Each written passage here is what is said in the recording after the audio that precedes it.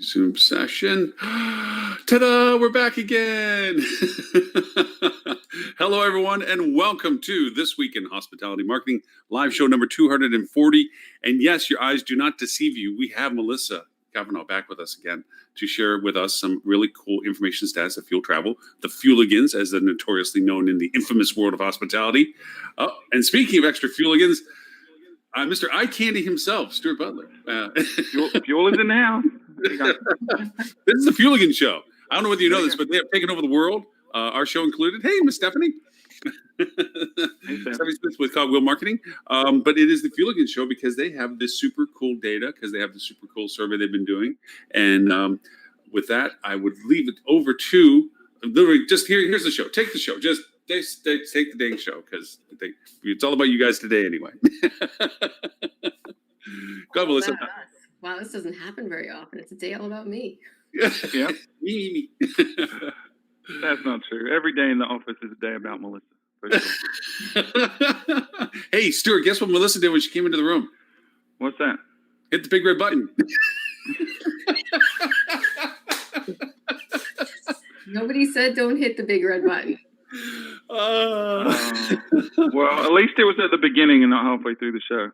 That's true. At least it didn't shut the show off. It just kind of got an interesting start to the process. Mr. Edward St. Ange, what do? How are you, sir? So, Ed, you're not alone. Melissa hit the big red button, too. Just now? Yeah, to start it, when she came into the room early on, like 5 minutes before the show would start. All of a sudden, the show, I turn around, it's like the show's starting. I'm like, what? Huh? That's amazing. Yeah. I love it. You are the first to start the show, but many people have ended the show. Yes. Sure. See, you had to be unique. I've done it twice. You did the one thing somebody else hasn't done yet, which was false start the show. So, yeah. Yeah. If you're going to come in big. That's a 5-yard penalty. Go big or go. Hey, Tris. Hey guys, how you doing? Good. Happy Well, Friday. now you have to make up for it now, Melissa. Oh boy, pressure's on. That's easy. on. The So, heat is on. What cool super news do you have now? The new results you guys got, 2 days ago? Yeah, it's been a couple days. We're on episode 4 of this survey. So this is now a month and a half in after the first one was sent out. And it's a lot of good news. Good news. No. There's no way. I know. I'm supposed to be like every other news outlet and pretend the world is coming to an end. Gloom, But death, destruction. Yes. in fact, that's just not true. Just not true. So first of all, Well, it's not true for leisure travel. yeah, fine. In my world, it's not true. How about that? Right. So in our office, we call, Melissa's last name is Cavanaugh, but we often call her Melissa Caveat because almost everything she says, there's a caveat there hidden somewhere. So the caveat today is that we're really talking about leisure travel.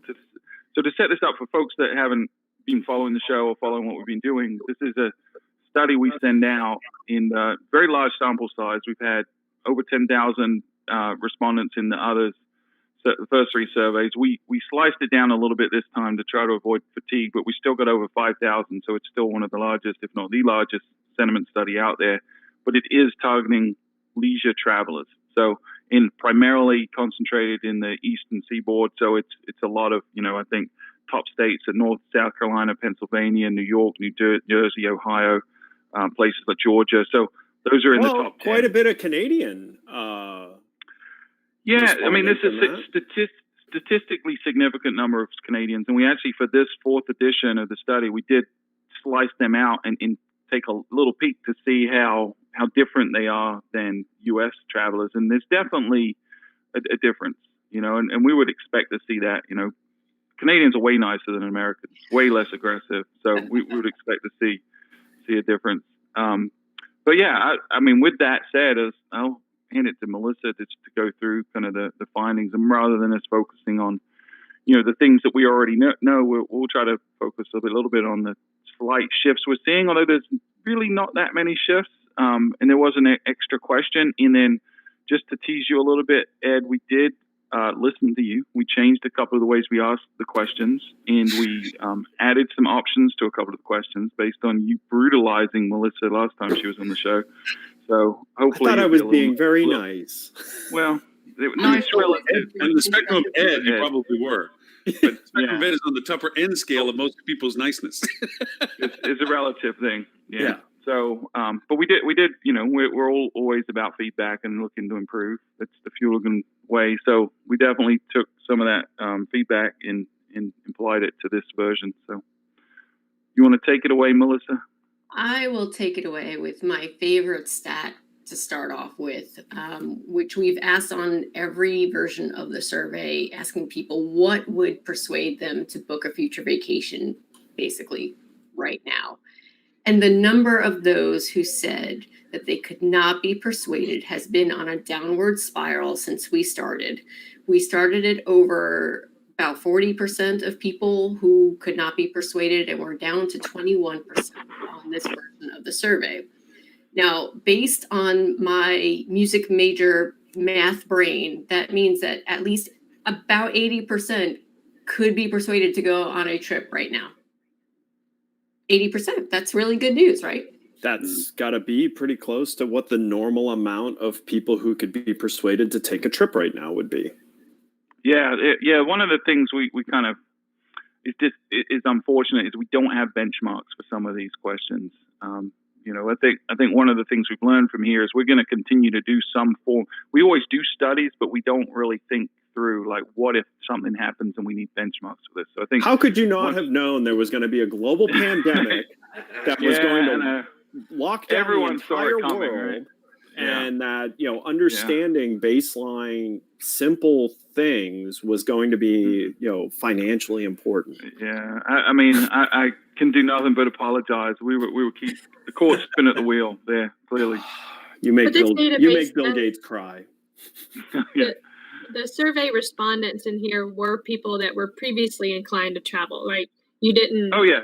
So these are folks that have taken a trip in the last 12 months. Is how we kind of maintain that database. So yeah. Okay. Hey, Ben. Yeah. So, just sticking along that same question though, we did see that flexibility just continues to be more important, that flexibility to change dates without penalty continues to grow over time. So clearly that's an important issue to people. So, I'm very curious to see how long our hoteliers are going to hold out on these flexible cancellation policies. I'd like to use my crystal ball and see how long that's going to play out. I am noticing in I'm still going to come back to watching the morning news feeds again, because for a while it's just, as we said, gloom and doom all the time. And they're beginning to try to have that more optimistic spin in the process. They were talking a lot about the propensity of travel, and I find it very encouraging that literally we're hearing it from you first. They're echoing that in other places, like they were talking to Kayak and so forth, as to search query interest and type of query, domestic versus international, drive versus flight, and all this other stuff. And it literally is backing up everything that you're saying. People are looking for the short to hop, the tethered travel kind of thing, 100 miles ish kind of stuff, couple hours, all that stuff that you guys have been talking about for the past 4 to 6 weeks, and it's all kind of coming through in the same way in the news now. I feel like a lot of the cancellation rates, though, I mean, people aren't canceling like they were before. But at this, and then Marriott changed theirs for no more cancellations within 24 hours. Are you guys seeing the same on the independent side? Or you have any stipulations at all, or is it free for all still? I haven't changed. Yeah, from the ones I'm looking at, I mean, what they're doing is pretty smart. They're giving a close-in, no penalty for cancellations, usually 72 or 48 hours. But then they're also offering some form of travel insurance for folks that want, up to the minute, last minute cancellation flexibility as well. So, and that seems to be working. I mean, it seems to be working. If you do and Melissa will touch on this in a second, but if you do flexibility in conjunction with really promoting the safety side of things, you can really generate a lot of bookings. We're seeing, especially beach destinations right now, getting tremendous booking volume, significantly higher than the same time last year. And obviously they have fewer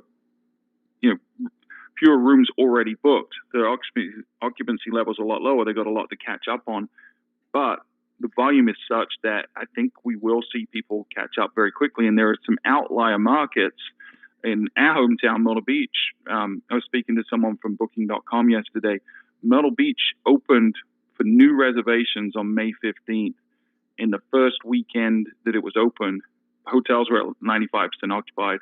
This coming weekend, they're probably going to be 100% occupied, and we're projecting they'll probably be full every weekend through at least Father's Day, maybe a little bit. But people are ready to travel if you give them the flexibility. And it's not a rate thing, because a lot of folks wanted to try to slow it down because they weren't quite ready for 85, 95% occupancy, so they didn't have the staffing. And even jacking the rates and adding 3-night minimums did not stop people coming. So there's this pent-up demand that is real. And as you see from the data, 20% of people are saying they're not willing to travel right now. Well, the 80% that are, and especially as you go younger in the demographics, I mean, they're not only are they ready, but they're actually doing it. They're traveling right now. Well, so and you're competing with less. They don't have as many options in travel as they normally would. Yeah. They can't go international. So even though you may have lost international travel, some of that's going to be replaced by the fact that, you know, your domestic can't travel internationally. There's no cruise competition for the short term. You know, so there's a lot less competing right now for available short-term travel. That can be a huge benefit. And kind of mimicking or echoing what you said, I was actually speaking to a prospect yesterday that they just opened up. They just opened up a week and a half ago from being closed. They're in North Carolina on the beach. And they in the week and a half that they've opened back up and have taken reservations, have gotten such an influx that they're now only 2% behind on the year for reservations. That's insane. It's crazy. And to your point, it's different, right? It's not necessarily the same audience that you would typically see, because folks do have a limited choice, and they are less likely to travel further. They're a lot more likely to drive 2 or 3 hours, which we'll talk about in a second.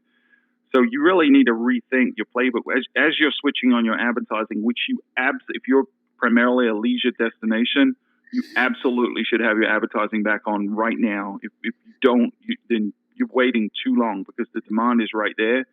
And we saw the surge begin to pick up momentum right before opening the doors here in Myrtle Beach. So get your advertising back on. But man, you've got to be ready for this. And you can't just switch on the same ad campaigns from last year. You've got to really think through, okay, who should I be targeting now? Who is going to be traveling? Where am I going to get them from? Because just switching on the old campaigns is going to be wasting money at a time when you can't afford to waste money. I can give you an example of that it just was an inspirational thing because of being in Florida right now. I never considered the stranded snowbird. You know, I took for granted the people that were because I live in a retirement area. You know, there's a lot of people that come down seasonally, obviously, and they extended their stay because of lack of or concern of their travel capabilities getting back up to their home towns. Plus, also, if you're going to get stranded somewhere, why not down here instead of back up there? Especially with Northeast with the densities and everything else in the hotspots. So they delayed their travel back. Now their questions are, who can I trust to travel back and stay at? I'm not going to stay at the XYZ roadside hotel anymore. Who do I want to stay with? And so I have some branded hotels that are kind of between A and C, you know, that they're kind of the intermediary places. And literally by just targeting Florida as a market for a place for them to get to in transient to northern cities like Detroit, Cincinnati, Chicago, so forth, places where people are going back to, great pickup on conversion from those because they trust the Hilton, the IHG, the Marriott, Best Western, La Quinta a little bit, but more so the fact that they're not staying at the, I don't know what it usually is kind of place next to the center. I'm not going to be bad on names, but it's picking up some traffic. It's picking up good conversions where they're like, good, I'll stay there, you know, because you got the new ways of doing things, the cleaning policies and so forth that are more enforced by the brands than some other brands. So, So the only thing I picked up from what you said there, Lauren, is that you live in a retirement area, and I didn't think you were retired. Well, mentally, I'm out to lunch all day, but Okay. you you can't say you've been drinking all day if you don't start in the morning, and you got to make sure you make some for lunches and breaks and that kind of stuff. So Yeah, margarita time. that's my time schedule.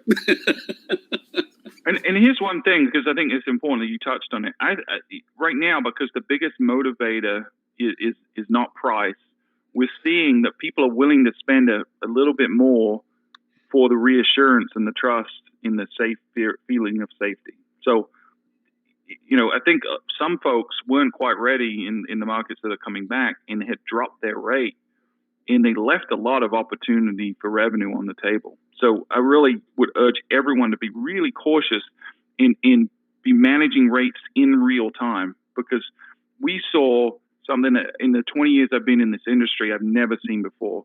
We went from 40% occupied on a Friday morning to 95% occupied that night and 100% occupied this Saturday.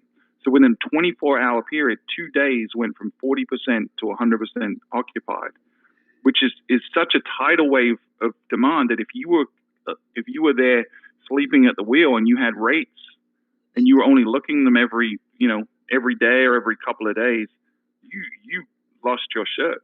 And now we've got folks, because they were real time looking at their rates and their demand, were able to yield up to a point where they were getting July 4th rates for last weekend. A weekend in May when apparently no one's traveling, they were getting July 4th rates and filling up with restrictions. Can you imagine what the Keys are going to be like June 1st when they open up? Because the normal life of the Florida Keys was 48% of the people were walk-ins every day of the week. I mean, just you could be looking at half occupancy by the end of the night. You're sold out because walk-ins were so prominent, because people had this mental thought of there must be an infinite amount of inventory in the Keys because that's what they do. And so you would always have people who just fill up half your hotel by walking in that night. You can imagine it literally will be like lights on, boom, June 1st, 100% occupancy. Mm-hmm. Everybody's going to come back. The walk-ins are still are happening a lot more now than they were before. I think because people they feel like they have the control, so they're more comfortable doing that where they may not have been before. But I don't have that. I guess the other side of things is, as much as I appreciate the positivity in Myrtle Beach, and I've seen it in Hilton Head and Nags Head as well, it's the problem being the rest of the hotels that weren't leisure focused before that are trying to be leisure-esque now and trying to switch their whole, trying to shift their whole strategy, and they don't have the amenities to support it right now. So it's hard, turning on a switch to a different audience that you didn't really cater to before. Right. Yep. Very, very true. But one thing I did notice out of the news conversation today, they were talking about that destination resort travel is the third highest interest category, according to what Kayak was saying, in comparison to what people's choices of travel interests were. Yeah, I got to see some. I probably shouldn't say, but I will. I'll beg forgiveness. But I saw the top 10 demand destinations from Booking.com yesterday, and it was almost all beach destinations, folks. And this is in the country and in the world. Myrtle Beach, literally right now, is number 2 in the world in terms of booking pace over the last 7 days. Wow. Behind Dubai, right? So Dubai's the only place that's booking faster than Myrtle Beach right now. Others in the top 10 were like Panama City Beach, Ocean City, Maryland. So it really is those beach destinations. Miami Beach was on there. It's drive destination, beach destinations are where it's at. If you are in one of those situations, if you have a property in a beach destination, or I would argue too, a mountain resort or something that's more outdoors. Yeah, Denver's got a lot of beach. You need to be back. Top 10 for Expedia. Yeah. You need to be advertising like heck. You need to be getting your stuff back quickly, and you need to be ready for a tidal wave like you've never seen before, because it's coming. Them's what we call positive problems. Mm-hmm. Yeah, I mean, literally. So that it's you joke about that, right? But so we have folks that cannot get staff back, right? So if you go from what you're projecting is 40% occupied, and you go in 24, 48 hours to 100% occupied, and you've only got 50% of your staff, and the other 50% are telling you, I'm not coming back because I'm making more money on unemployment, what do you do? So we literally have the marketing folks for our clients are in their cleaning rooms. The GMs are the cleaning rooms. Everyone's cleaning rooms.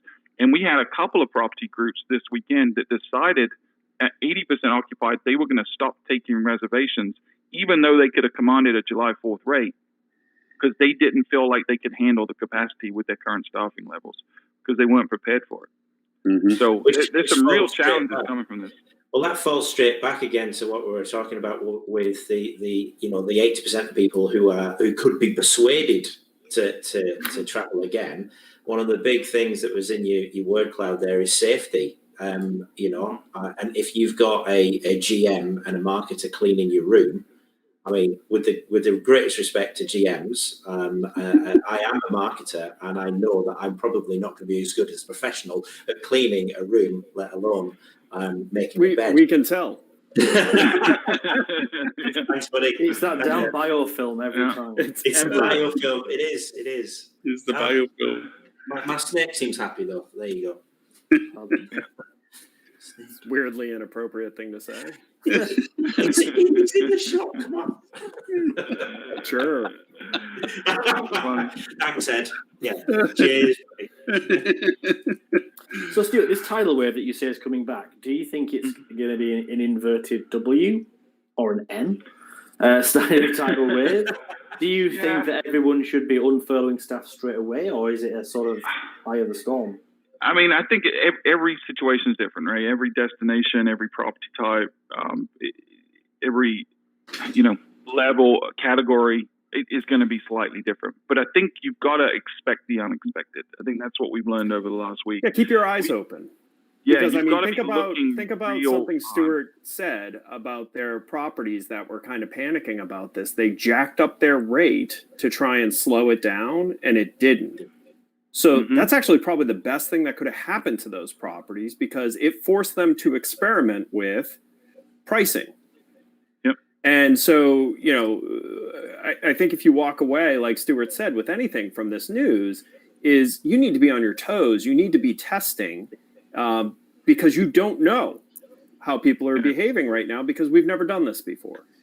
Yeah, you got to take the lesson that Yoda taught us, which is you've got to unlearn what you've learned, because every rule of engagement that we previously knew in that old reality doesn't necessarily apply anymore. So you've got to be looking at your data in real time, adjusting and experimenting. And I mean, this could be one of the outcome of this could be really positive, because we may be a lot more sophisticated as hoteliers and marketers on the flip side of this.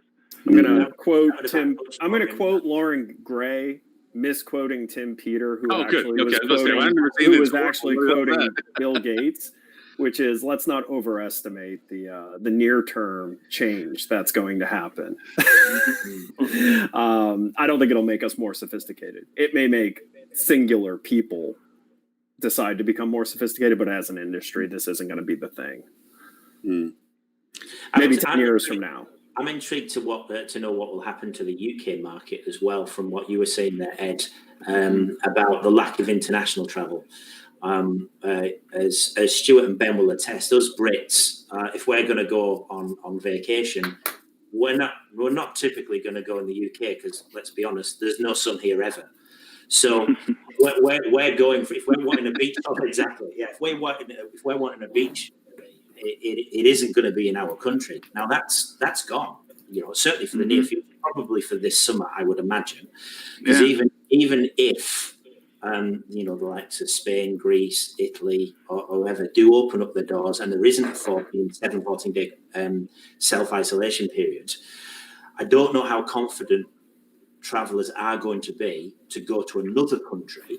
Maybe a drive market. It can be similar sentiment here. So we might have the biggest boom in the UK market, the UK hotel market, that we've seen in a long while, even if it's only for a very short period of time over these couple of months. If the sentiment is happening over in the US there, and we follow suit, but we are a little bit behind because we're still in lockdown. So you can look at some of that, Chris. I've been using, on top of the amazing data point that is the fuel sentiment study, I've also been using a sentiment study from Global Web Index that is a bit more of a global sampling study. It's 17 countries, just over 15,500 respondents. And that does some breakdowns in consumer sentiment by its concentrations, and UK is one of them. So that is definitely worth going and looking at. To see, and you can see there's some definite parallels between what Fuel is seeing with their base versus what other parts of the world are thinking. And actually, it also mirrors something that Stuart had talked about on the last program, which is this idea of a sliding bell curve. So Stuart was kind enough, because I was speaking with HSMAIs in Canada, to filter for me the Fuel responses by the Canadian people who responded. And if you look, their bell curve is just a little bit further out than ours, than how US travelers are talking. But it wasn't substantially further out. It was maybe a 2-month lag bell curve, but it was the same bell curve. It was the same exact amount of demand, happening just further out. So, there is definitely something to be said about the waves that are going to come in as different groups of people hit that point where they're either feeling safe and going to do it because of that, or they're just so burnt out on this whole thing that they're throwing some of their issues with safety out the window. Well, to your point, Tristan, I think a lot of Stuart's people that were responding were a lot on the East Coast, and I would wonder if the same sentiment applies to the West Coast. I don't have data to support it, but I do feel the West Coast has been operating just a little bit differently in terms of the pandemic versus the East Coast, especially the Southeast. For So sure. Yeah. I don't know if the survey necessarily speaks to the whole United States either. No, I imagine you're probably right there, especially if we're seeing Myrtle Beach at number 2, in the fastest rising charts. You'd expect to see other places in there as well as it changes. But I think, again, to both Stephanie and Ed's point there, you can see this wave effect, because I think I was reading in the news recently that Brazil seems to be on the rise in terms of COVID-19 cases. So it's almost that they're at the start of their problems. They surpassed the United States in the sense of cases being, they're the next major country hotspot. Yeah, there's a question whether South America is going to be that next pandemic hotspot, whereas you've got like China's, they've come out of it by the sounds of it. If you listen to all of the news that's happened there, and then obviously Italy as well, they've been a couple of weeks ahead. Then the US has been slightly different. The UK, it seems to be hopping around a little bit. Then it's going to be interesting to see whether there's any learnings that we can take for this. I'd be really interested to know specific information from China. Because I know they're up at around, or when I checked last week, they were around 50, 55, 60% occupancy levels just in general. But I haven't seen anything come out where there's been this massive influx. Yeah, but I think there's a big cultural difference, right? Mm-hmm. I think the U.S. is going to be more aggressive just by the nature of the community that is here, and I think probably the East Coast, to Stephanie's point, is probably going to be earlier adopters than the West Coast. I think that would be natural when we look at political leanings and ideologies and things like that.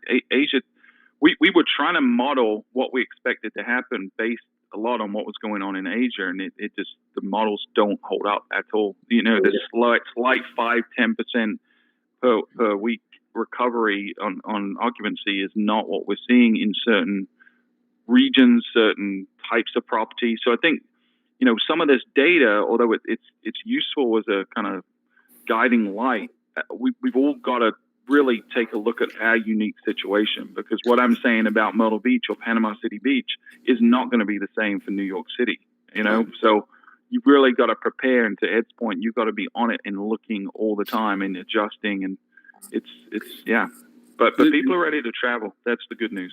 Getting back to Melissa's information about it, you looked at the cloud that you had on yours, and safety is the biggest term and word in the middle of it. And I've just from a firsthand how to adapt this to what your messaging is on all of our social platforms for the hotels.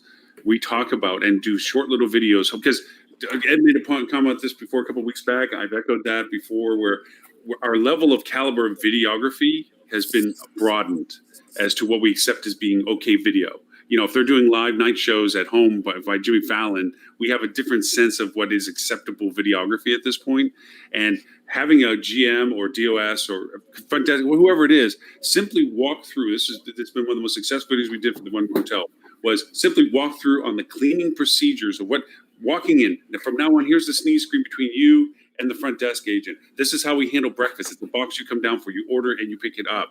This is what we do for cleaning in the rooms. We have a housekeeper showing the cleanliness of the rooms and cleaning the room to show what we're doing in the room. And this little minute and a half video, it's not really long, but we have got more responses about it and asking further up questions and or confirmations that they're happy they're staying with us. I mean, this is a hotel that's in Vancouver that's at 87% occupancy right now.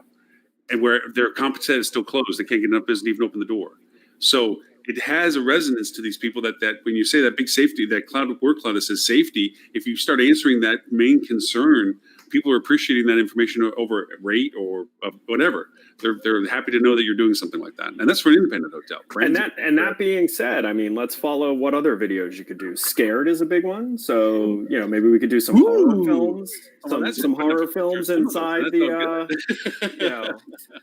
Well, the risk that's is a in negative there of the as well. positive. That's an affirmation of the affirmative. How's that? But also relaxation. I like, my favorite is the COVID relaxation. Yeah, but that's going into Maslow. What Robert said, Maslow's Just hierarchy. messing around, guys. Be safe first. Safety first. So this word cloud's been interesting. I'd like Melissa to kind of talk through what we've seen over time, because it's been to me is one of the biggest indicators of the shift in the psyche than any of the other questions we have. So you want to kind of talk us through that, Melissa? I will, but I'm going to backtrack for 1 second and just talk about safety for a minute, because that was one of the questions we asked, is what people want to hear from hotels on these topics. And safety is number one. They want to know what the property is doing to protect their guests. Over 60% want to know this information, and that has grown on every consecutive survey. We started at 53%, went up to 58%. We're now at 61% of people that want to hear about what the property is doing to protect guests. And what's interesting, it's more popular than packages and specials. Right, which is what's really interesting is if you look back 6 weeks ago when we started this, that wasn't the case. Pricing was higher than safety. So, but people weren't ready to travel, right? So this is an indicator of their state of mind has shifted. At the time, you know, they weren't really thinking, I'm going to travel next week or next month. They were thinking sometime in the future, I'm going to travel, and price is the most important thing when I travel. That's the normal characteristic. But as this thing's unfolded, and as now they're getting closer to, you know, we're down to brass tacks of, all right, I'm going to travel. What do I need to think about? Safety has trumped price. And that's a really important insight, I think, in terms of your strategy, your marketing strategy, and your price point. Yeah, your messaging, your pricing, you need to keep that in mind. So keep going, Melissa. Talk about the All right, so talking about the word cloud. So yes, safety is and has been since our first survey has been up front and center, no doubt. Scary has been second and a very big word as well. Scary is starting to shrink in small quantities. But last survey, we saw freedom pop in there. This month, this time we've got all kinds of relaxing going on. Relaxation, relaxing. We have excited, we have fun. And then I think my favorite word might be needed. Like people are itching to get the heck out of their houses at this point. And by the fact that only 20% are saying they could not be convinced to travel, I think that this goes hand in hand with that. Mm-hmm. I wonder how many of those, if you were asked, would want to go with their family or would want to go alone. A very good question. What is the unemployment rate in England right now for you guys? What are you running at? Climbing. I think it's risen from 600,000 to over 1 million. It's just up. I was reading an article this morning about just how much we'd borrowed last month. And they're already talking about tax hikes and we're not even out of COVID yet, and everyone's suddenly patting their pockets and going, "Hold on, has anyone thought how we're going to pay for this yet?"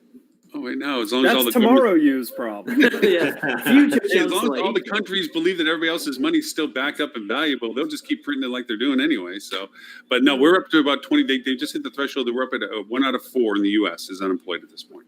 Wow. So there is that financial consideration of the propensity to travel as well. And I think, Stuart, you made it very abundantly clear in the reading, Melissa, I'll point to Melissa rather than Stuart, that, you know, the lower income people have that higher willingness or desire to just spend the money that's necessary for them to travel, because they look at the money that they're getting from unemployment or whatever as a bit of a windfall. I love that stat that you put out of that. You've been keeping track of that pretty consistently. Yeah, so on this round of the survey, we didn't see this last round, but on this round, and that I think indicates to me that yes, unemployment is higher, but a higher percentage of people on the lower income scale were willing to spend their stimulus money on a vacation than the higher income brackets. I It think was some only of a my couple of GMs percentage did vouch points, for that.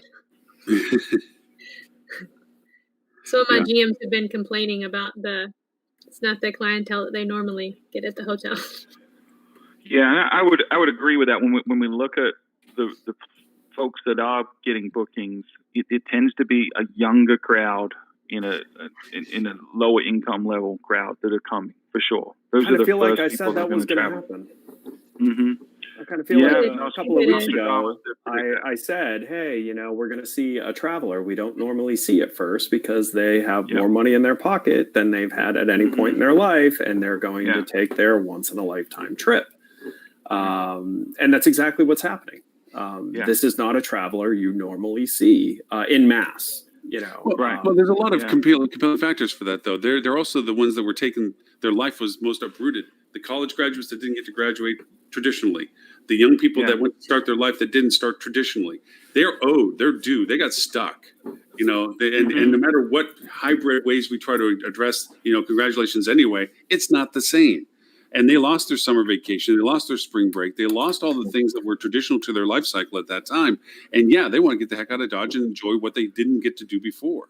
And they're going to either get money, find money, or have money from being unemployed. And also, they're the ones that, when you look at the what is the term for the essential worker? Most of the essential workforce was the lower income force. Not a lot of essential force was the higher income force. Those were the ones who were furloughed mostly. And I don't really have a strong stat to say that I can point to that, but based just on metrics of who I talk to versus what they're doing, I got one renter of a rental house that is a hydraulic worker, and he's been up to above his head in work requirement. And then I got somebody else that's a high-end executive that got furloughed as soon as the company got a whiff that they were going to lose money.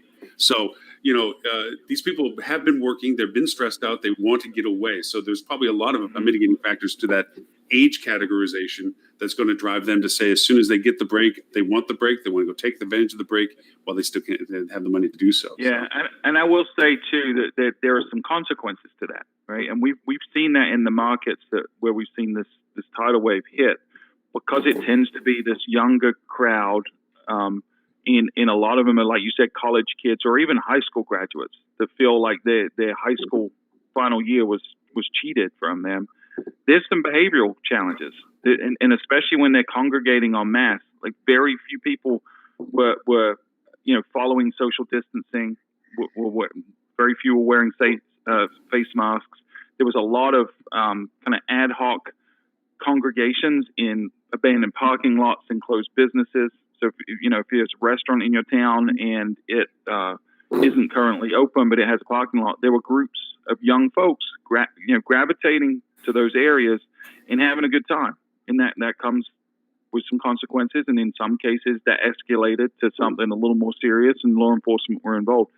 But I would say if you're in those situations where you may get this tidal wave coming, make sure you've got appropriate security to deal with any kind of incidents. Make sure that you're communicating with local law enforcement in your city to make sure that they're prepared for this potential issue. Because candidly, some of the destinations we work with, they weren't ready, and they got caught with their pants down in law enforcement and other typical groups that are going to help keep things fun and where they should be, weren't ready for a jump from 40% to 100% occupancy in 24 hours. And fortunately for those destinations where that happened, there were so many of them that the national news didn't pick up any of it.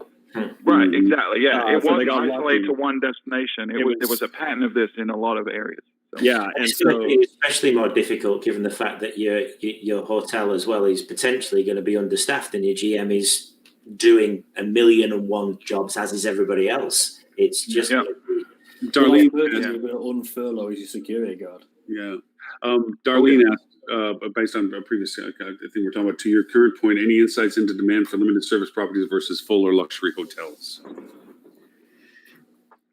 I think the data supports a lot of the extended stay, at least, have done a fair amount better. And at least from what I see, the limited service are going to be able to bounce back quicker. And we're talking about non-beach, non-leisure destinations. Yeah, that is a a category that we've seen really do well. Well, not well, but relatively well over the last 6 weeks has been extended stay. They seem to be holding their own in terms of the demand. The types of folks that are going to use those for extended periods as a permanent, semi-permanent home have needed it. So even though things like construction in certain areas, which drives some of that, and business travel isn't there, there's the residential side of extended stay that's done okay. And I think we will see, some of those lower end categories come back fairly quickly. Mm-hmm. And also because a lot of the full service hotels, at least in downtown city markets, are closed right now. Most of those big box hotels, there's the inventory isn't in those downtown markets right now.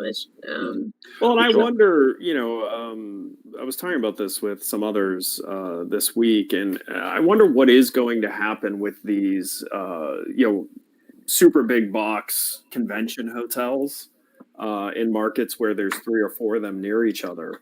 Are they all going to open? Because in most cases, those types of hotels are owned by, REITs or hedge funds or things like that. The types of businesses that, at least some of them are going to make the decision to lose less money by not opening it, because, you think about downtown Atlanta, where you have 4 big box, giant behemoth hotels that really only exist for the purpose of housing the people coming to the convention center and, that type of travel. How are you going to open all 4? You really can't. Are some of these REITs and hedge funds going to just not open to cut how much they lose? Because the market, you can't fill that much inventory with just leisure in a market like Atlanta. Mm-hmm. Or Seattle. Yeah. But going back to limited service or extended stay ones, there was also the whole market of the stranded traveler. There was a lot of places that required 14-day quarantines and so forth. And we took full advantage of it in the cities we had hotels, and that allowed us to have that, where being a full suite or having the kitchen facilities of a long-term stay, or at least some facility towards it, really helped them to self-quarantine for the requirements that they had. So, like I said, those were little aspects of marketing that just didn't exist 4 months ago.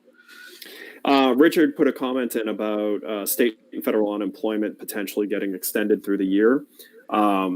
Yes, that is a topic right now, but alongside that is actually a qualifier is trying to be attached to that if your employer offers you your job back, that instantly invalidates your ability. Even if you don't want to go back, you will lose the unemployment, is what they're trying to work on. That has to happen for this to work. Otherwise, there's not an incentive for these folks to go back to work. Right. So, yeah, that happens. Are there caveats to, I don't know if this is true or not, but aren't there caveats? Like if you're bringing somebody back at a lower, or offer them a lower position or reduced pay, that it doesn't apply? It has to be same job, same pay? Yes. That's what they're trying to pass. This law doesn't exist right now. It's being kind of put together to handle this. But yes, if you're offering, what they're trying to work on as part of extending the federal unemployment through the year, they're trying to work on qualifications for that. If you are offered the job you had at the pay you had it, and you decline, then you lose the federal unemployment portion. Is there I wonder if there'd be a time limit on that as well, because you've got government loans and grants coming back that may be enough to initially get people back, but in the hope that business will pick up. What happens if business doesn't pick up? Well, that would be a new event. That would be you getting laid off again. So Really? yeah, that's a secondary event. So Because they're even talking about extending the benefit ability for the PPP to be spent longer than what the original duration of 2 months was, simply because it was so late that some people got it.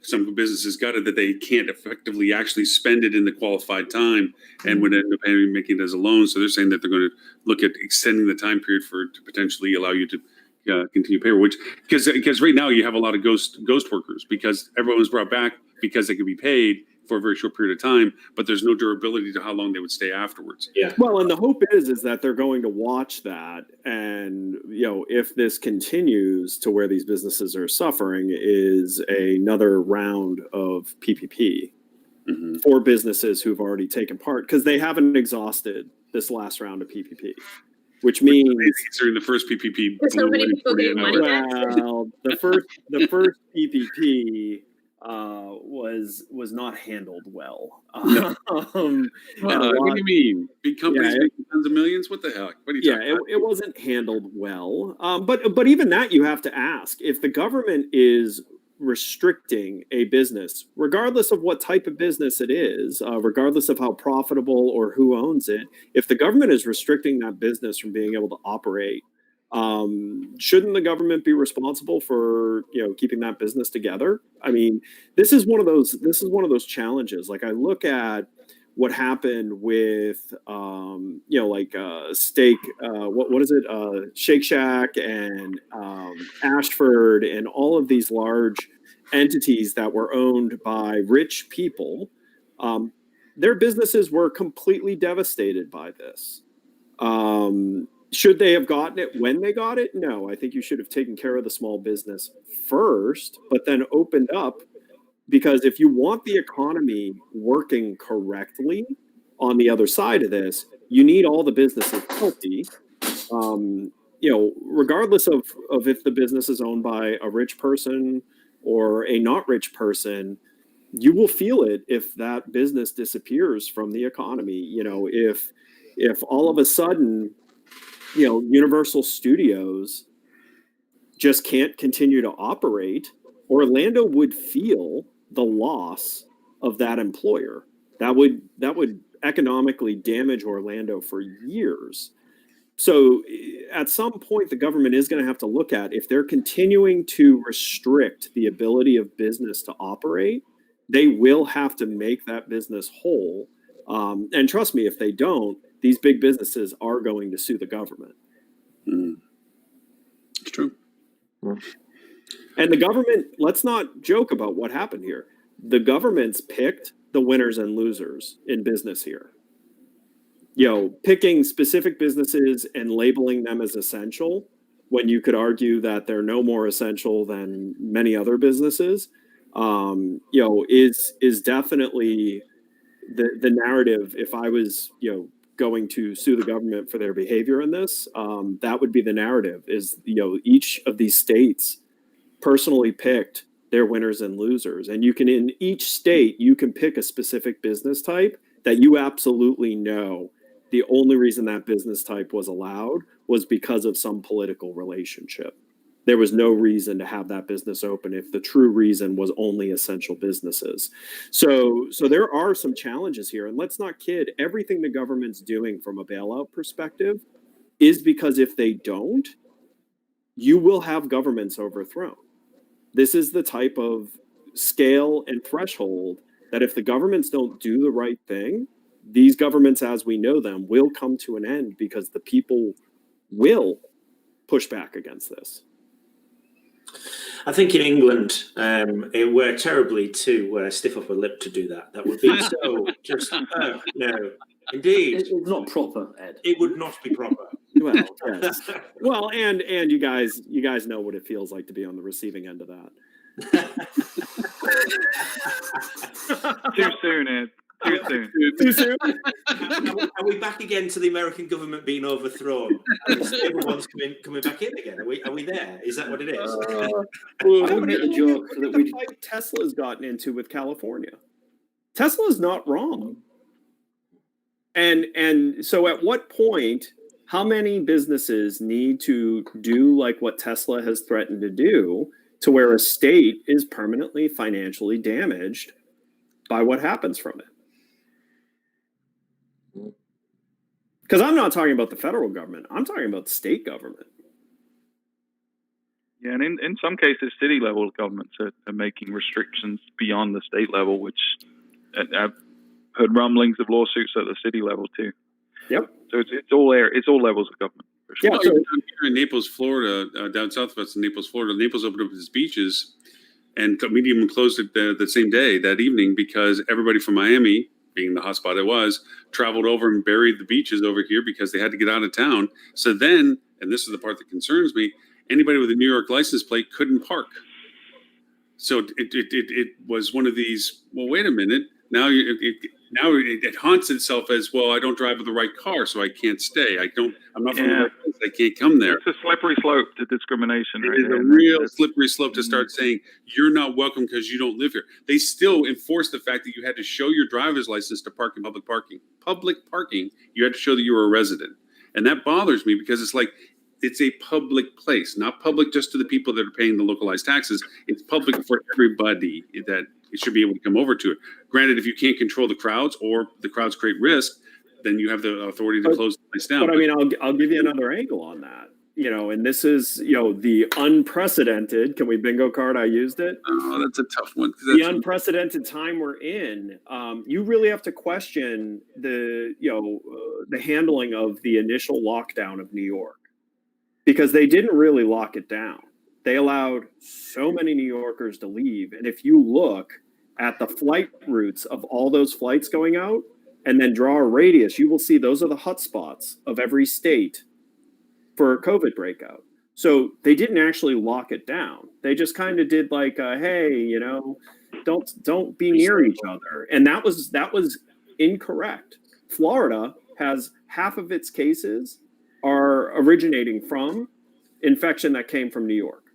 Well, the interesting thing that's going to come from this is the potential second wave. Because if you listen to the top official from the World Health Organization in Europe, he's saying that as we get into winter and we have other infectious diseases come out, your cold and flu season, that we could see a resurgence. Or he believes there's going to be a very strong resurgence in COVID-19 cases. I mean, he's talking about Europe here, but this is a global pandemic.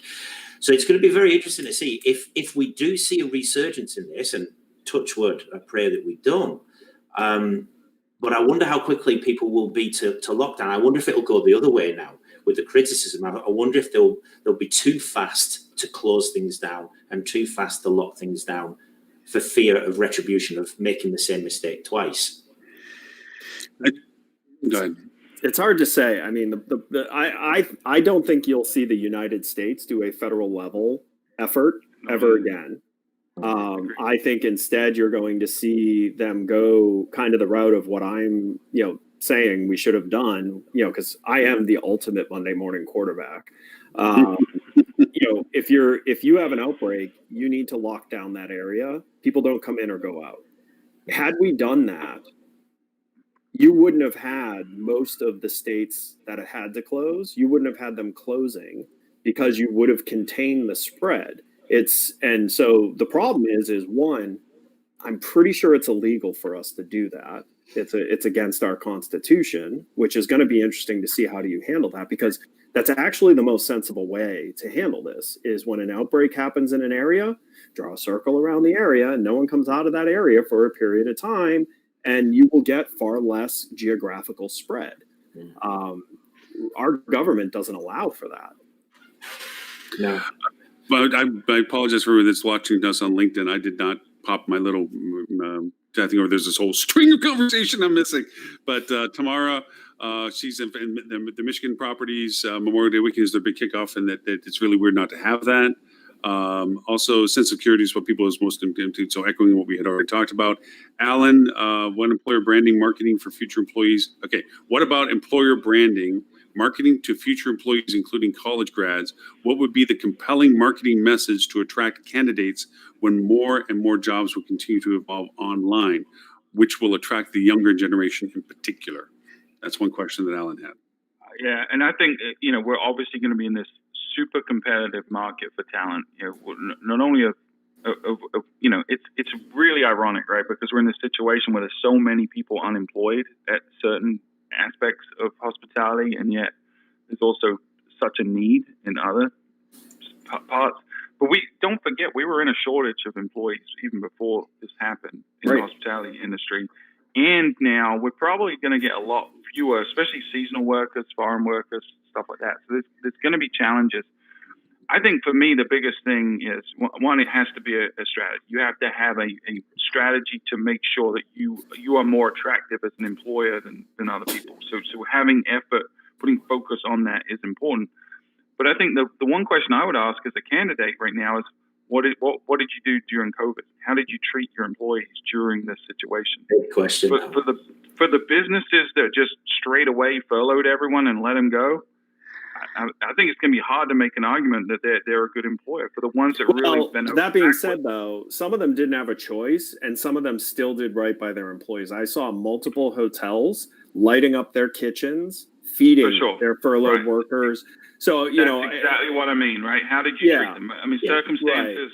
Right. What were they? Why did you make the decisions? I mean, as an employee, that would be really important to me. And I would put your current employees at the forefront of that marketing campaign. Not coming from a corporate voice, coming from the people that look and act and behave the same way as the people you want to attract. Have them be your marketing message. Especially, by the way, I mean, I've seen this very elitist attitude come out during this, where people are saying, if you were furloughed and you didn't continue your education and you didn't do this, I'm going to ask you that when I interview you. Well, you better hope if you ask that question, you weren't a crappy actor to your employees during that time. Because listen, I know even in our space, Hi guys, gotta go. Oh, see you guys. Sorry to interrupt. We're off. We've got a webinar with AHOA. So good luck. Thank you. But you need to be cautious as an employer. If you're the one asking that question of how did you improve yourself while you were furloughed or laid off, you better make sure you're not in a glass house and you didn't just cut.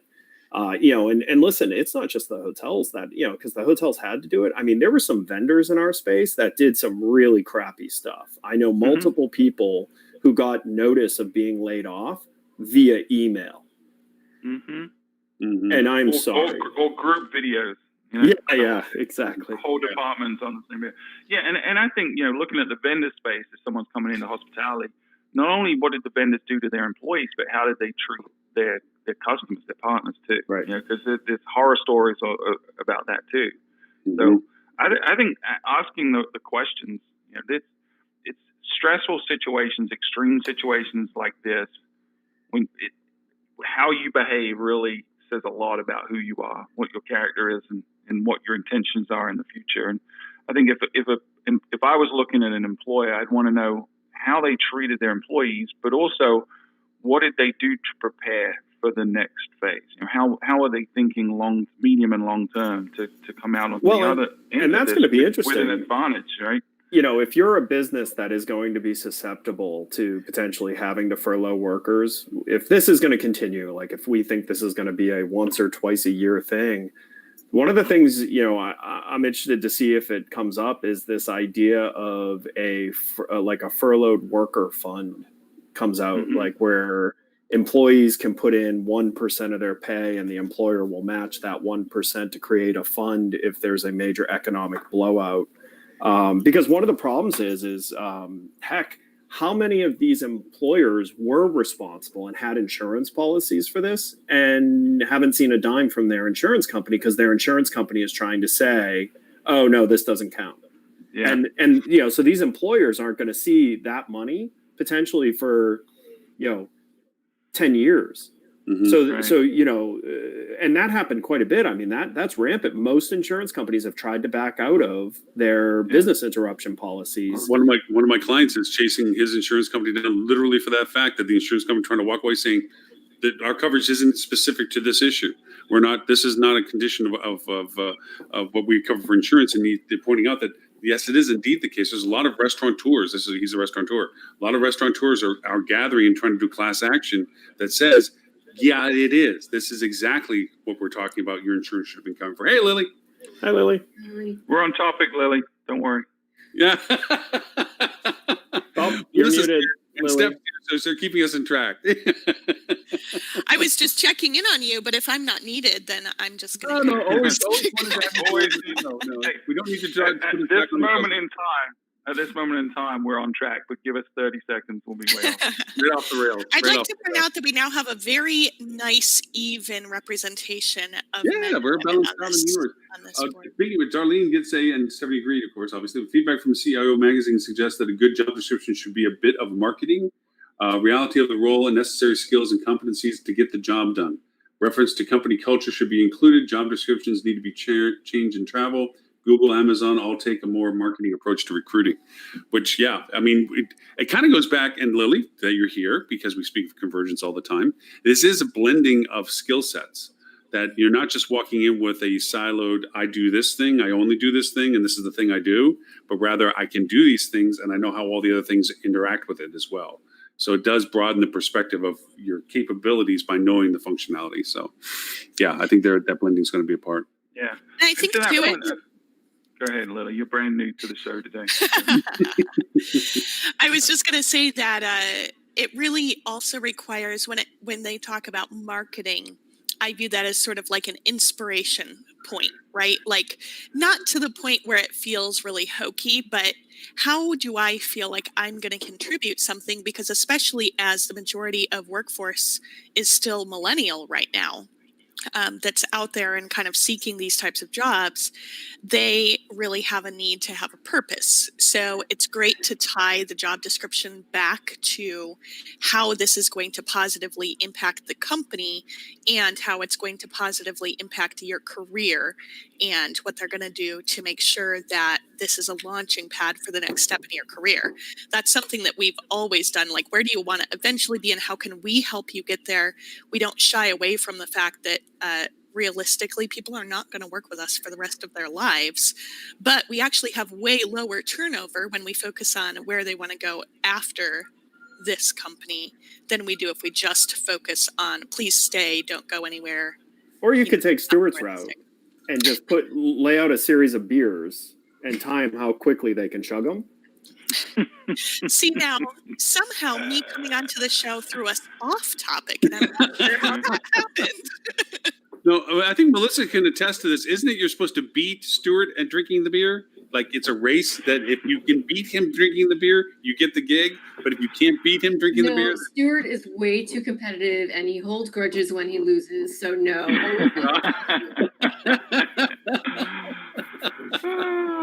I think there's two scenarios going on because I think you guys are talking about, I mean, yes, there's going to be a lot of there are different levels of employees that are out of work right now, and maybe I'm only speaking from experience because my husband his job has been eliminated and he hasn't had an interview for like a real job in like 10 years, so it's a whole new world for him. And as many jobs as he's applied for, like most of them he gets like absolutely zero response, not even a like thanks, have a nice day. It's mostly like just radio silence. So I think there's some ownership on both sides that, I mean, yeah. Well, and we all know part of the issue is depending on where your rank and, career is, certain jobs, even though they get listed, that's not the way that job is going to get awarded. And I actually had to help my sister through this after she spent way too long as a senior person at Hewlett Packard. When she wanted to start looking for a job, she foolishly was applying for jobs of that level. And I pointed out to her, that's HR. You're not going to, above a certain level, HR is not going to end up finding the candidate. It's going to be someone who knows someone. It's about networking at a certain point. That's how you're going to get your job. And I'll tell you what, like she like took that to heart, networked like crazy. Her last 3 jobs all were unlisted jobs that did not hit the market, did not hit HR. And it was someone she knew who basically created the job opportunity for her. I mean, and that is the challenge. Like, I have a list of people for any position that we may open moving forward because they've personally reached out to me, and yes, they're great people, and so I don't need to go look. So above a certain point, HR is not going to be the ones that source a senior position. It just rarely happens that way. And I get it, but as somebody, my husband, who has dedicated his entire career to a specific brand and who didn't see this coming, It's heartbreaking. Sucks. Yeah. Well, because in the world of, it's not any fault of it at all. It's not like you can go and say this. The circumstance created itself, and you're sitting going, you did nothing wrong, and yet you find yourself on the bad side of that topic. It is, and that's the stress level of all this for a lot of people and that's where I think we're going to lose a lot of people from the industry that were really good in the industry. Is that they're going to say, this is too unstable for me to continue on. Even if I went back to what I was doing before, what's to say this can't happen again? And because as an industry, we're probably one of the hardest hits, if not the hardest hit, when it came to the impact of this. How stable is it? I mean, I know a lot of bartenders that are now going to be insurance salesmen. Why? Because it's stable. It's not what they prefer to do. It's what they know they can do more consistently without having to have the trouble of thinking that next day they can't walk into a job. So. Has your husband tried applying for an internship at Cogwheel? I think the interview process would be You pretty would not make it on the payroll here.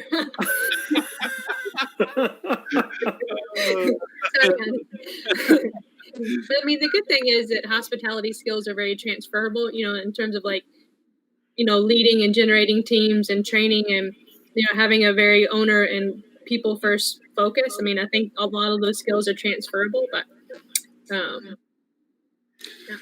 yeah, Darlene points out that superlatives in job descriptions are so last century, out of the box and so forth. There is going to be a reconstruct as to what we consider definitions of skills. What we say is usable in how the world moves forward kind of process to this. And again, to Ed's point that I always misquote all the time, we overestimate the first 2 years based on quoting Tim Bost and quoting Bill Gates. There is going to be this. Where does everybody land? Where does your husband land? Does he go and just find a bigger company that he can step back into and up to? Is he change his profile as to what he wants to do? If the company wants him back, should they be able to be in the process of doing so? Does he want to go back? I mean, I'm talking to some people that I thought would never, ever consider leaving the hospitality industry, and they're considering it. Yeah. And these are well-established, well-known, excellent, talented people that they lost their heart right now. It's the motivation of what made it enjoyable isn't there right now for them. So yeah, there's going to be quite a change as to who does what and who actually comes back. And to what you're talking about, Melissa, earlier on about the business returning, who actually comes back to take care of the business? If you can't bring the skill sets back. And it's really interesting too, because I think, obviously I think in terms of revenue management a lot, and there are some really brilliant revenue managers out of work right now because of all the closures and things like that. So there's sort of we went from not enough talented revenue managers to meet the demand to sort of this glut of talented revenue managers. But I'm really curious to know how people are going to restructure. Are they now going to permanently put multiple properties under one person when they didn't previously? I've seen several companies suddenly decide that that's okay to do now, even though they were really against it in the past. And then we also see the fact that, honestly, if everybody reopens and everybody rehires, revenue managers may shift around, but the level of available talent technically has not changed. Right. So will the level of demand change? And will employers try to cheap out on these salaries for revenue managers because of the fact that there's a lot of candidates right now? Yeah, but the problem with that is you run the same risk of going with the cheapest plumber. Right. Oh, totally. I agree. I think it's a terrible idea. You're messing with something. Curious to know. That's because honestly, a lot of revenue managers were already being underpaid for the level of strategy that they're expected to deliver. Yeah, Well, I think, the other thing that might happen, Lily, in your circumstances, are some hotel management companies going to say, I don't want the in-house burden anymore. Can I use, some third party so that I can ride out the fluctuations easier than having people in-house is the other. Right. I Works mean, for me. honestly, I'm biased towards that idea. I have twice as many clients now than I had before I went into this process. Not all of Yeah. them are active. I've lost a few on suspension for right now, but for the most part, I have twice as many clients for this because still somebody needs to know how to screw in the light bulb. They let go of their internal teams, they let go of their large third-party contracts, but they still need things done, and they like the flexibility of this is all I need, and after you've done that, I'll let you know if there's something else I need, rather than having to sign long commitments, large commitments, perpetual commitments, and it's fitting right now. And for me, it's been business is great, but as the world changes and turns going forward. Oh, Ed's on. Have all fun. Have a great weekend. Then they might go back to more standardized relationships as time gets stable again, or something that they might go back. Well, the big thing with this is that a lot of things have changed, right? And people keep talking about the new normal, but if we look at what has changed, our priorities have certainly changed, and more importantly, our tolerance has changed as well. So I think things that were once off the table or once not a priority are now very attractive options for us. So if you look at the point you just made about revenue managers, and you could say the same for marketing as well, people wanted to have the team in-house. They felt like that was a competitive advantage. But now, if my motivator is cash flow and the ability to cut costs dramatically and quickly, maybe outsourcing that, although it might cost me a little more, at some point in the long term, right now that might be a cheaper option for me to pay a marketing agency a couple of grand a month versus bringing on someone full time, and I can adjust that more rapidly. So I think because of the changes, we're going to see a different landscape on the other side of this. But my big fear is that because we are going to see folks float out of the industry, and there was already a shortage of talent, we're going to run back into that same shortage again. And it might be 3 months, it might be 6 months, it might be 2 years. I don't know. But at some point, we're going to run back into that same situation. So whereas folks might be underpaid in the short term, I think the good people, the people that are investing in being cross-trained and adding value are going to be okay in the long term, because the market conditions and the economics of supply and demand are going to favor those that do it really well. But it's going to be winners and losers like there is any time there's change.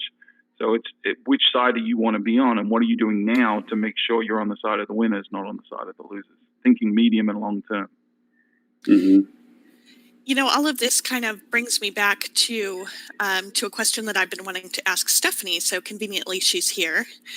I think on our podcast session, Stephanie, a little bit ago, we talked about the checklist for closing a hotel, and now so many things are reopening. And just kind of anecdotally, I was lucky enough this week to be able to just escape overnight to Sedona a little bit and recharge. And as we were looking for places to eat, most restaurants are allowing dine-in, but their Google listing was not updated. So which immediately, of course, made me think of our conversation. So I thought that was interesting. At what point are hotels paying attention to what they should be doing there? Because certainly that should have been the first thing I would think that the restaurants would want to do. And I don't have experience with it happening in hotels just yet. I haven't specifically looked for it, but really kind of caught my attention.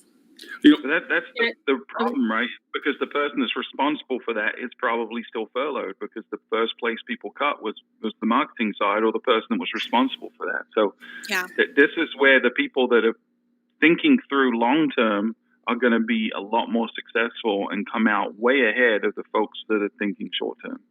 Mm-hmm.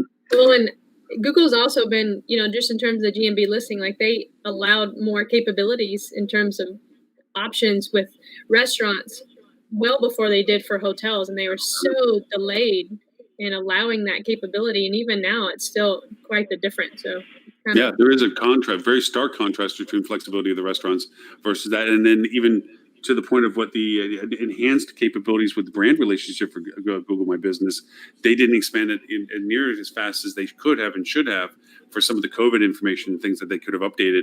Don't get me started. Yeah. It's frustrating because you're sitting there going, you need to let this go. But yeah, but but by the same token, Google My Business quietly has really blown up as to what it's going to be capable of doing as we come through this, because it seems like with all of our distractions going on, the things that Google is adding to what it's able to be done, the marketing is able to be done, the targeting is able to be done. It's almost like creating a mirror to its PPC programs, but on a localized scaling capability. So it's going to be interesting to as we emerge out of this, where we spend our money. Is going to be now Google My Business is going to be one of those consideration factors that you have to include into your strategy profile. Yeah, especially as they roll out the promotions, the Google promotions. Google is smart. The one big winner out of all of this is going to be Google. If you look at what their market share was before and what it's going to be afterwards, I mean, they've taken a big chunk of hospitality revenue over If the only last some 8 weeks. agency had waved a red flag back in the day about Google's dominance factor growth, if only somebody had the foresight to see that Google was going to be the big 9,000-pound gorilla on top of the gorilla. I don't know. Yeah, and to be fair, it wasn't just us. It was a lot of folks, including Tim was probably the more vocal than us about how Google was scaring the big guys. But I mean, everything we predicted is happening into, I hate to do it, but I'm going to bring up one of the articles that we're meant to be discussing today. But the Expedia CEO came out and laid out their plan for how they're going to tackle Google specifically, because they see it as a challenge. This is not even a Cold War anymore. This is a flat out war between the OTAs and Google right now. The hotels are innocent bystanders, but we're going to get screwed either way. Someone's going to get in a cookie jar. It's either the OTAs or Google. And it's going to be interesting. And it is interesting to note, and you brought it up before in earlier conversations, about how all the OTAs are kind of holding back before launching their ad campaigns because they want to make sure the inventory is available for them to sell. And now you have Airbnb doing the same thing, where they're in this latency factor as to when they're going to begin doing their marketing push again. Because they have to wait for certain municipalities and areas to actually open up for inventory to be sold. And then you also deal with they've let go a tremendous amount of their teams and so forth. So they actually have to come back up to speed on some of this stuff anyway. So there is this growth window of opportunity that, should you keep your marketing in place and exercise timeliness, you can capture a tremendous amount of market voice for yourself long before even your localized competitors come into the market. Why you should be advertising now. And a lot of people keep saying, well, OTAs always benefit from a downturn, which historically has been true. But if you look at what has caused, what the reason for the last downturns was, it didn't affect the OTAs as dramatically. But for 9/11, for example, the OTAs weren't as dominant. Right? They didn't have the revenue stream they needed to protect. They weren't as beholden to Wall Street as they are now. Right now, the OTAs are hurting as much as the hotels. They do not have the war chest to go out and spend their way out of this and advertise like they did after the last downturn. That's how they gained market share, is they advertise more than hotels, and they can't right now. They're actually going to advertise less, and you see Expedia coming out and saying, well, we're actually not going to compete against ourselves anymore. We're not going to be as invested in performance advertising anymore. They see this as an opportunity to get off of that drug that Wall Street's pushed them for growth every year on revenue, and the only way for them to do that was to spend more money with Google. So they're strategically pivoting and saying, we're not going to do that anymore. But at the same time, Google's saying, great, this just accelerates the plan we had all along to disintermediate you guys. So, it's, to me, I think Expedia, booking groups, they're going to come out as a stronger, healthier business in the long term, but their scope and their scale is going to be dramatically reduced. And our reliance as an industry is going to be reduced on them, but it's going to be replaced with Google. And I'll even throw into the fact, when you think about it in those terms, metasearch has been incredibly helpful right now because of the lack of strong cost competition right now. You're able to be well and present in your market if you chase down the right rabbit holes for all this. And even in the large terminologies, even if you're looking for the best downtown hotel, because it is still not as cheap as it was a couple of weeks ago, but it's still cheap to be able to show up for some very high level terms in your market. And have that front voice to it. So, part of the strategy that we talk about is that, we do this resending keywords as we try to show for the highest level of keywords we can until we hit over a threshold of cost of acquisition, and then we pull back. It's like a retreating line. We pull back towards the next level of words that we're able to do, and then the next level until we get back into more standardized marketing, funnel marketing. But be in front of the terms, because as people go through what you're showing in the survey of this discovery, I want to go someplace, they may not be making immediate conversion, but they do have an immediate awareness because you're in the front of the view. So. Was there any other numbers, Melissa, that we missed? Because I know you've been just nicely smiling, but I know you have all the information. Stuart's such a hog. He's such a camera hog. There are two questions that I do want to hit on. One is a new question that we hadn't asked before, and that is about the restaurants. So we wanted to find out, people are traveling, what are they going to do about their food choices? And not surprising, I certainly expected to see a higher propensity to eat outside versus inside, but I think that that's super key for hoteliers to be able to market. If they have an on-site restaurant and they have outdoor seating, they've got to be promoting the heck out of that. And overwhelmingly, people want to buy groceries and eat in their room. So again, those properties that have kitchens in their rooms, they should be promoting the heck out of those right now. Mm-hmm. That I was went to a restaurant on Monday for the first time. It was awesome. So excited. No, I have not been out yet. that you bring up restaurants. Right now there's this whole change in that industry as to what a restaurant means right now, because their channels of revenue have dramatically shifted because of the restriction of their internal capabilities of seating. There a lot of relaxation of liquor laws associated between the difference between a restaurant and a bar. Down here in Florida, bars are still not permitted to be open, but restaurants are. And strangely enough, restaurants are adapting their services to be more bar-esque in the sense that they're doing a lot of liquor. As long as there's a piece of food sitting in front of somebody, they can be served liquor. So, bars are furious because they're losing all this business because they can't reopen. So now they're trying to do more food, but they can only do delivery and pickup because they can't truly open up for seating because they're designated as a bar still. So you have this polarity of that happening. Then you get these third-party companies that are just absolutely raping the revenue off of these companies. Where the states have had to step in, even municipalities, limiting the percentage of commission that they're being paid because it's so steep and so severe. But then you look at the monetization of Uber. Uber's trying to buy Grubhub, and they're not really profit margining. It's like, how can that be? If you're making that much money off of all the sales, how can you not have a profit margin? But they don't. It's still all expense driven for them. So even though they look like they're big bad guys, which they are, they're also as much of a victim to the process of the costs associated with doing what they're doing. So it's a whole. I wouldn't call them a victim. I think that's self. No, I don't. I'm not saying, but it's they're not just making piles of cash behind them either, because their margin on their side too is severe. But they're trying to be greedy about that margin. It's not as if they can't run at a lower margin. They want to exercise as much margin as they can, and that's the part where they're evil on. Is that they're trying to take too much from those that are providing the service. It's really. Go ahead. No, I just said like OTAs do to hotels. Right. Only twice as much on commission. These guys are hitting 30% commission, plus paying all the promotion, plus paying all of the tips and commissions down to tips and everything else. They're literally burdened with every expense associated with that delivery service, except for the actual benefit of revenue.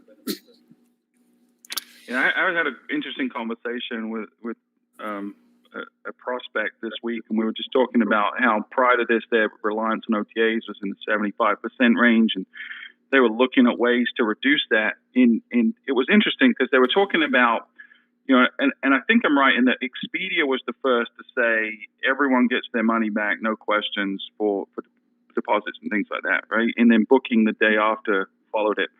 This particular hotelier's opinion on that was that wasn't their money to get back. They didn't have dialogue with the hotel at all. They just made that decision, and that deposit really was the hotel's money. And so in their case, he said that Expedia stole $5 million from them. And he used the word stole very deliberately because he'd gone to his bank to talk about, financing options and where, and they'd gone through, and this banker wasn't particularly versed on hospitality, but he explained the situation and they asked him to repeat it. And when he'd gone through explaining the entire situation again, the banker looked at him and said, well, they stole your money. That's flat out, they stole your money. You can never do business with them again. And that's the mindset that a lot of hoteliers are having right now is, I don't want to, if they didn't treat us like good partners, and Expedia and Booking probably did what they should have done from the consumer perspective, but they certainly didn't do it with being good partners with the hotels in mind when they just arbitrarily said everyone gets their money back and we're not going to talk to our hotels about that before we make that decision. It's probably what the hotels would have agreed to, but the fact that they didn't include them in that conversation says everything you need to know about what their priorities are. And so there's a lot of hotels looking now and saying, I really shouldn't do any business with the OTAs, but I don't have a choice. So it's going to be interesting to see how that shakes out with that much, animosity towards some of their biggest drivers of demand. Mm-hmm. Walter in the chat, who joined us over from LinkedIn, by the way, because I ignored his comment earlier because I didn't see it. Sorry. I said, hey, join us on this side. Made an earlier comment that it's going to be a bottom-up restructuring, that they're probably going to invest more in the infrastructure from a bottom-up perspective as we restart the hotels. But he also made another comment to it that he's saying also the Marriott Bonvoy program will be the new norm. Rooms will be deep cleaning before then after the stay, but staff will not clean rooms daily, thus less housekeeping staff. Another example of bottom-up. Yes, and that's kind of going to the protocols of and highlighting the safety aspect right now. Is people want to know that stuff. They want to know that their safety, their insecurity of being put at risk is being addressed by who and where I stay, more so than just guessing at it. You know what, just to add some anecdotal information from my little trip this week, I was speaking with the GM of the Arabella where we were staying, and she said that staffing is a real challenge for them right now. Granted, Sedona is not a market where, people who make a housekeeper level salary probably live. They probably have to drive in a ways. But even that being said, they're having trouble finding staff to handle their level of business because they're honestly selling out every weekend and hitting 50% on the weekdays right now in Sedona, just across the board. But I thought that was really interesting because even though we probably will see some of the bottom-up restructuring that Walter's talking about, there's definitely other hotels that are just struggling to get the staff because I think it was Lauren who made the point earlier, staff are sort of fleeing to other areas, be it retail or insurance or whatever those cases may be. They're kind of looking for something that they feel is a little bit more stable, which is reducing some of that workforce as well. And maybe part of it also will be the new expectations. You make a housekeeper's salary and all of a sudden there's all this pressure, don't get it wrong or somebody might die. That's, more of like a healthcare level expectation. Will there be sort of an evolution in the way that housekeeping staff operates? Will they now be called sanitation experts instead of housekeepers? There's all these different things I think that go into it. And then on a separate note, I noticed that in the I Will Travel When word cloud, restaurants came up, and I would kind of anticipate that part of that is essentially what I went into it with. I went to Sedona knowing I needed to get away, but figured there'd be pretty much nothing to do. Oh no, that town is alive. There's plenty of restaurants open, there's activities, there's galleries, not all of them, but it was for sure a humming, for a Tuesday, a pretty humming area to be in. And I think that people may be concerned that they're like, okay, well, if I do travel, will there be anything for me to do? Yeah. And so on the employment side, we had a conversation before you jumped in about similar challenges in other destinations. And to reiterate that point from earlier, I think there's a lot of external pressures on that. Not only are people leaving the industry, not only are people on unemployment and making more money doing so than working right now, but we also have the fact that we're not going to get the students in and the part-time or the seasonal workers that we typically do going into the summer. So, the pool of people is significantly smaller. And what we're seeing is hotels are trying to adjust to that and trying to figure out, well, how can I operate a 400-unit hotel with half the number of housekeepers? And, does that mean that we have to centralize our laundry or outsource our laundry? Does it mean that we no longer offer daily housekeeping? But to your point, Lily, one of the really interesting things throughout this whole pandemic is the economics of it, right? So in any typical scenario, the laws of supply and demand and risk dictate certain things. So typically, folks that are in jobs that are, there's fewer workers and there's more need for it. That's a supply and demand issue. Typically, those people will get paid more. People that are in higher risk jobs will typically get paid more, right? So if you look at grocery workers over this time, there's a handful of folks like Whole Foods that have said we'll pay people an extra $1 an hour. But these people are going from $8 or $9 an hour to $9 or $10 now. It's not like their money really jumped significantly, but they're being asked to do something which is incredibly risky compared to what it was 6 months ago. But economics didn't step in like it normally would in drive the cost up, which is really interesting. And I think housekeeping's another one which is going to be the same. We got real big need for it. So the demand for employees is really high, which would typically drive up the wages. Plus, it's become a lot more risky, which would normally drive up the wages. But it's probably not going to happen. This is a real unprecedented situation from an economic standpoint. And I think folks that can adapt to that and understand how to take advantage of that may come out on top. So how can I reduce the need, or how can I train these people in a way that they can make more money or become more valuable to me as a business? And unfortunately, some of that might end up in being passed through as cost to the traveler in terms of resort fees like we're seeing in places like Vegas. But I think we're going to see a different paradigm on the other side of this than we did going into it related to that. Honestly, I think if people just increase their resort fees, travelers are just not going to go. I just don't see that working out for them. We need to make more money, so we're going to ask you to spend more money. Just because they need to is not a compelling enough reason for a traveler. And the restaurants are in the same situation at this point, though. Their food costs are escalating. They had the highest cost increase of food, grocery serviced food, in 30 days than it has been in the past 50 years, in the sense of cost supply value. At the same time that they're at the most narrowed margin profitability that they have, because they have restricted of seating, they have limitations, they have cost of service, of delivery services that we just talked about, and so forth. And the only way for them to go is the perfect storm. Hey, guess what? We can only take a quarter of you or half of you like we normally would, and we had to jack the prices up, and our service has gone down. Yay, Yep. We're doing good, Yeah. Well, I mean, that's what's going to happen in the hotel and the restaurant industry is prices are going to go up in level. The expectations are going to shift, right? Because we do expect more.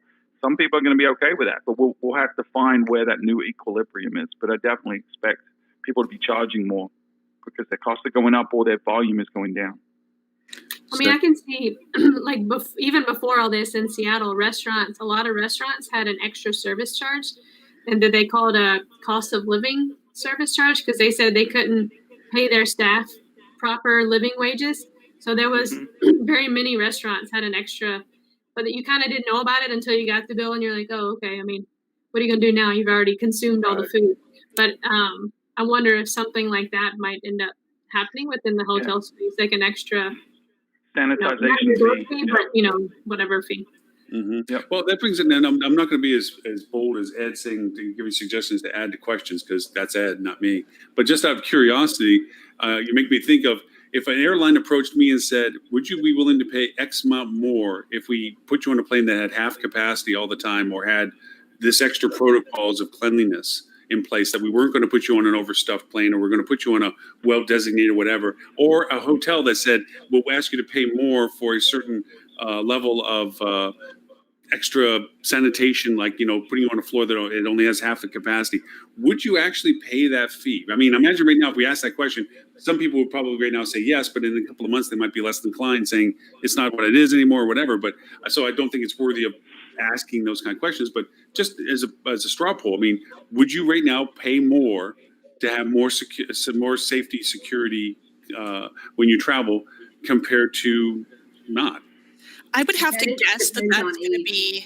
be, that's exactly what I was going to say, Melissa, because millennials and below generally are not concerned about their own health. Yep. Any restrictions that they're complying with are because they're concerned about being a carrier and passing it on to other people that they care about, but the at-risk populations, even myself, I think I've already had it.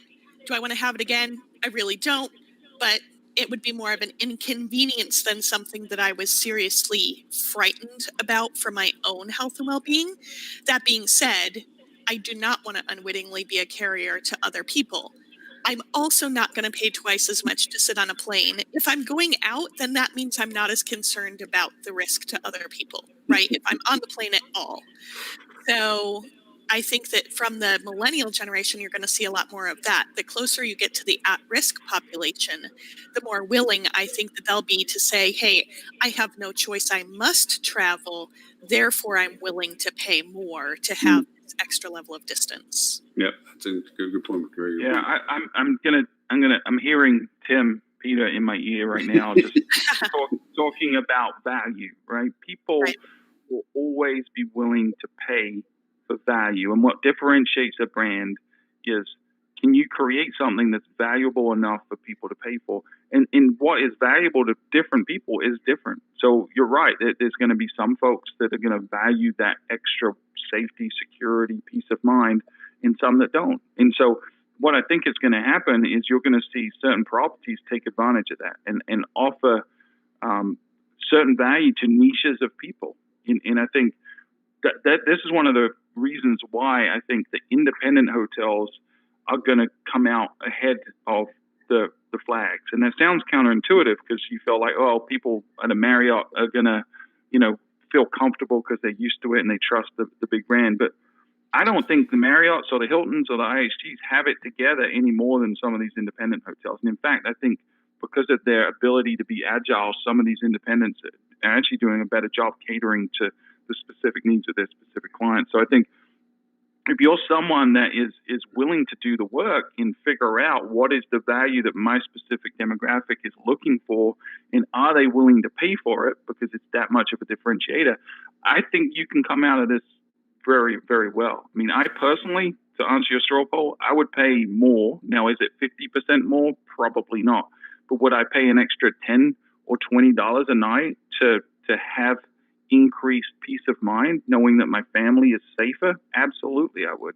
So I think finding the thresholds and finding those levers that are going to motivate people, I think it's an opportunity, but also a risk, because we could go too far and end up in the where everything's unbundled and we end up like the airlines, which I don't think is good for anyone, certainly not the industry as a whole. Well, I think it's a lot like when Obamacare first came out, right? And all of a sudden restaurants started tacking on an Obamacare fee to your restaurant bill. I don't know if you guys ever experienced that, but there were a lot of restaurants who did that to cover the additional cost that they felt there was to them related with the new Obamacare guidelines. So I think we might see something similar. Perhaps people, hoteliers will see this as their opportunity to get away from, oh, I'm not going to charge a resort fee, but I am going to charge a sanitation fee, and basically just rename a fee that they've always had to a more PC term, so that they can continue to get away with it. Well, I think also to add to this is an interesting juxtaposition for brand to take advantage of what brand value can bring, where independent hotel cannot. To your point, Stuart, I completely agree with you. Independent hotels have a greater flexibility to convey their communication because they have literally unlimited channel variations to do so. There's no limitation to their capability to communicate. It's only their limitation of what they're willing to communicate about. Where brands, I've always been constrained as to what they've been allowed to communicate with. That being said, if brand could expand what their messaging is, or allowable messaging from the properties to allow the properties to have their own representation as to what they're doing and reaffirming for cleanliness and so forth, then it may give them that chance to have, right now in this window of opportunity, for people who are traveling, like I mentioned earlier, trying to get back home, they want to go to a good brand that is taking good care of them in a cleaning way. And if the brand can allow the hotel to communicate that more effectively rather than restrictively, because right now the hotels, if they even have a social platform built, that's about their only lateral move to be able to communicate with. Very little can be actually be done on the side of the mothership for them right now. They're not really able to do more than what the brand is allowing them for brand standard projections to go forward. But I do have another.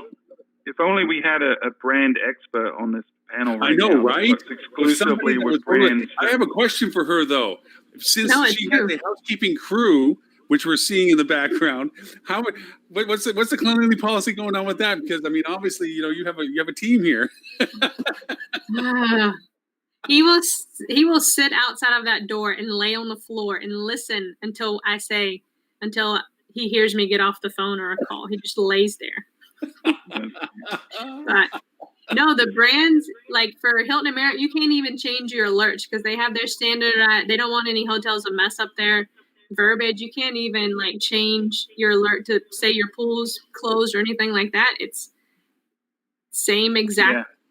Yeah. So it's even more restrictive than normal, right? So Lauren's point, where they need to really loosen it up and then let the individuals communicate based on their specific situation, it's actually the opposite right now.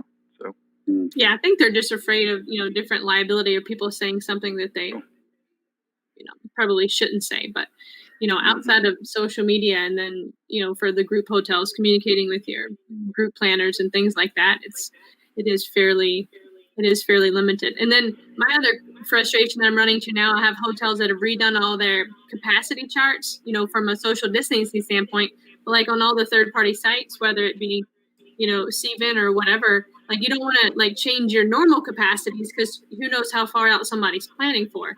So how, like, you need two ways to communicate like your temporary sets and capacities versus what your full sets and capacities are without like, does that make sense? yeah, Like, for sure. struggling with the branded systems too. Like you only can say this room sets this or this. So like, anyways. And it changes. Yeah, I I think- think right now the allowances are even changing. What percentage capacities of the capabilities? Really, it's almost the only measuring stick you can have, because we've had this discussion just recently. Is how many people can you keep 6 foot apart? Is what it really almost boils down to. It's not about whether you have the capacity limit. That's your top end. If the room capacity by fire law is 100 people, it's not just half of that or 25% of that. It's like, how can you effectively keep the distance requirement for the people that would be participating? And that changes the number itself. So, and yeah, you're right. The brands don't have any aspect of that. I mean, we're already putting it on the websites. This is our COVID capacity. That's literally what we call it. It's our COVID capacity versus our fire capacity. So, yeah, I think Marriott just this week came out with their provisional guidelines on some of that, and the others have not yet, but it's interesting because everyone tackled transient first and just the regular leisure traveler. So there's a lot of good resources out there for guidelines on protocols and SOPs and stuff like that. But on the group side, there's not yet. No one really has tackled that and done it in an effective way. I think Marriott is the first to push out anything, but I would anticipate that that's going to be a hot topic over the next 3 or 4 weeks. Is how do we answer the questions that Stephanie's asking? How do we decide what our capacity really is and what the protocols are, and how do we make people comfortable that they can come back and have meetings and groups in our property? And meeting planners are asking now, especially for the ones in those, pharma, medical, anything like that, who they need to be having some. There are RFPs out there for those type, and they're just not getting. I have one hotel that has their capacity charts completely redone, and they're getting such feedback, and they're like, this is the first time we've even seen like diagrams, but it's just so many of the teams are shrunken from a sales standpoint. They just don't have the capacity because a lot of times the sales managers work in the front desk or night audit or Right.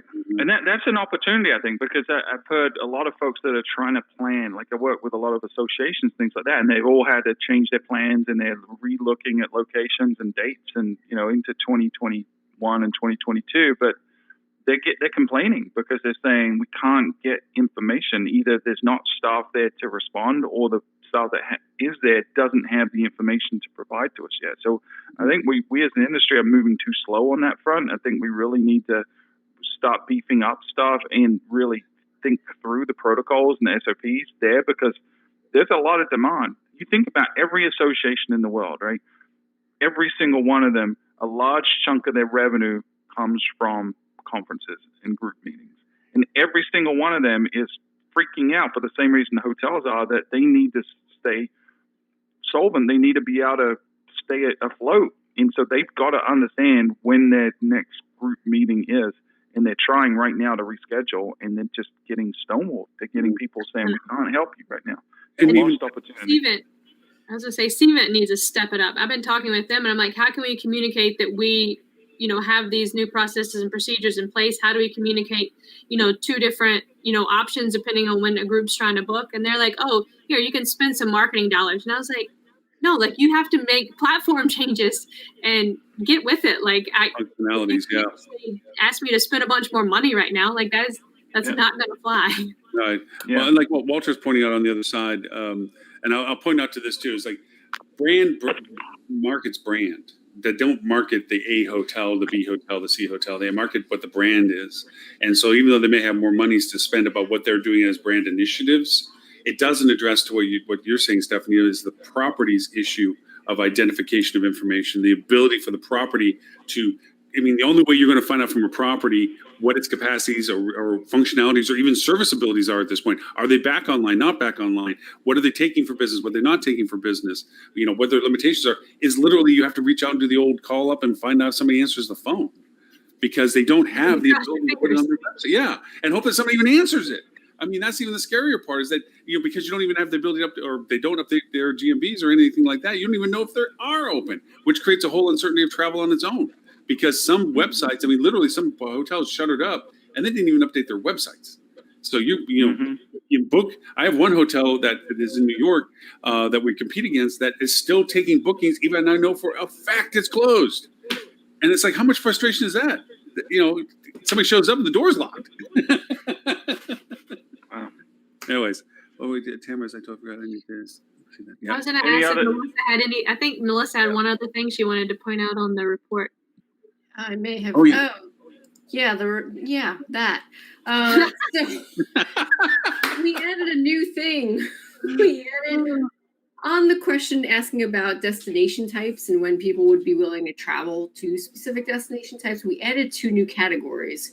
One was cruise, which we just added because I felt like it needed to be there just to validate what I already knew was going to be. But we also added all-inclusive resorts. And honestly, I was a little surprised at how little interest anybody has of going there anytime soon. Well, they are all buffets.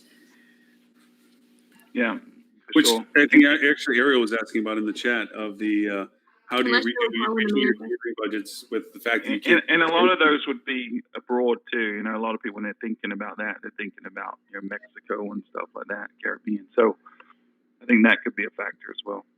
Yeah, but like Ariel was pointing on the chat to it too, as well. It's like, wait a minute, even your breakouts. How do you handle breakouts now?